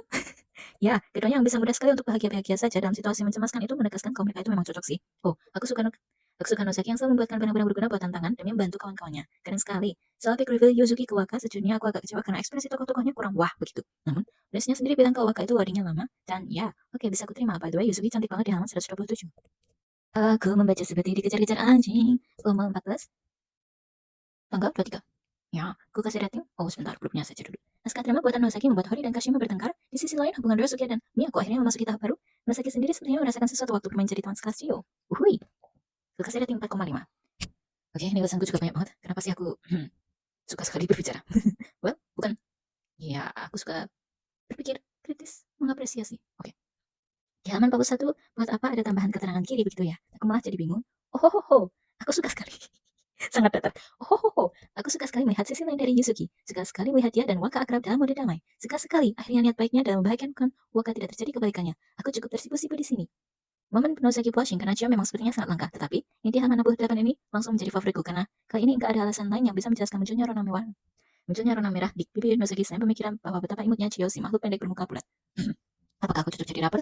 Oke, lanjut. Tarik nafas. Yang di halaman 96 lucu banget. Miyako berkostum tanuki menyambut tamu. Lalu satu orang lagi muncul menyaksikan itu. Second hand embarrassment-nya sampai ke sini. Belum lagi muka cengah mereka. Kawan dijamin kisruh nih. Batin Miyamai. Omong-omong, akhirnya ada kemajuan percintaan lainnya. Ada momen imut lainnya. Halaman 152. Kashima sedih, Hari menenangkan, namun sayang. Ini komik komedi. Haha, ha. Jadi reaksi Kashima yang nggak bisa baca situasi itu sangat plot twist. Nggak jadi cie deh. Oke, seseorang tolong laporkan Chio supaya berhenti bertingkah mencurigakan. Seseorang tolong laporkan teman Chio yang makin lama juga makin mencurigakan. Ya. Oke, ini sebenarnya sudah duluan tahun terbitnya, tapi ku taruh di belakang saja. Mereka Shoujo Nozaki Anthology. Jadi ini berisi banyak pengarang, kayaknya fansnya, atau ya, ini kayak para penggemar yang mengirimkan fanfiction gitu nggak sih? So ya, ini ku kasih rating nanti dulu saja deh. Oh, ku baca tanggal 22. Oke, rasanya pasti menyenangkan dan hangat sekali ya kalau seorang penulis bisa membuat karya bareng-bareng sama para penggemarnya. Tentu saja aku tetap mengapresiasi kespesialannya, namun sejujurnya rata-rata cerita-ceritanya agak kurang terpolish begitu. Beberapa cerita favoritku di buku ini yakni: satu, Permainan Sang Raja, yang merupakan cerita karangan penulis aslinya. Dua, Selalu Siap Siaga. Halaman 51 membuatku terkekeh banget. Memik muka Chiyo yang berakting sebagai bayi, dia bingung dengan kerendaman para temannya. Tetapi kok ya, juga keenakan dikasih perhatian sama Nosaki. Tiga, Let's Photobox. Tim Nosaki sangat tidak berkesinambungan. Waka yang menyundul langit-langit Photobox karena dikerjai Yuzuki itu membuatku terkekeh banget. Dan Kasima serta Hori kelihatan keren. Ini aku kasih rating 2,5. Oke, sudah dulu kegiatan membersihkan otakku. Yay. Mohon maaf kalau misalnya ada kata-kata yang kurang mengenakan hati. Aku tidak bermaksud untuk menyakiti kalian dan penulisnya. Lagi pula kita juga memiliki selera berbeda. Tetapi kalau misalnya kata-kataku kasar, maaf, aku cuman agak bingung untuk memilih kata-kataku karena aku tidak begitu pintar dalam berbicara untuk orang lain. Dadah.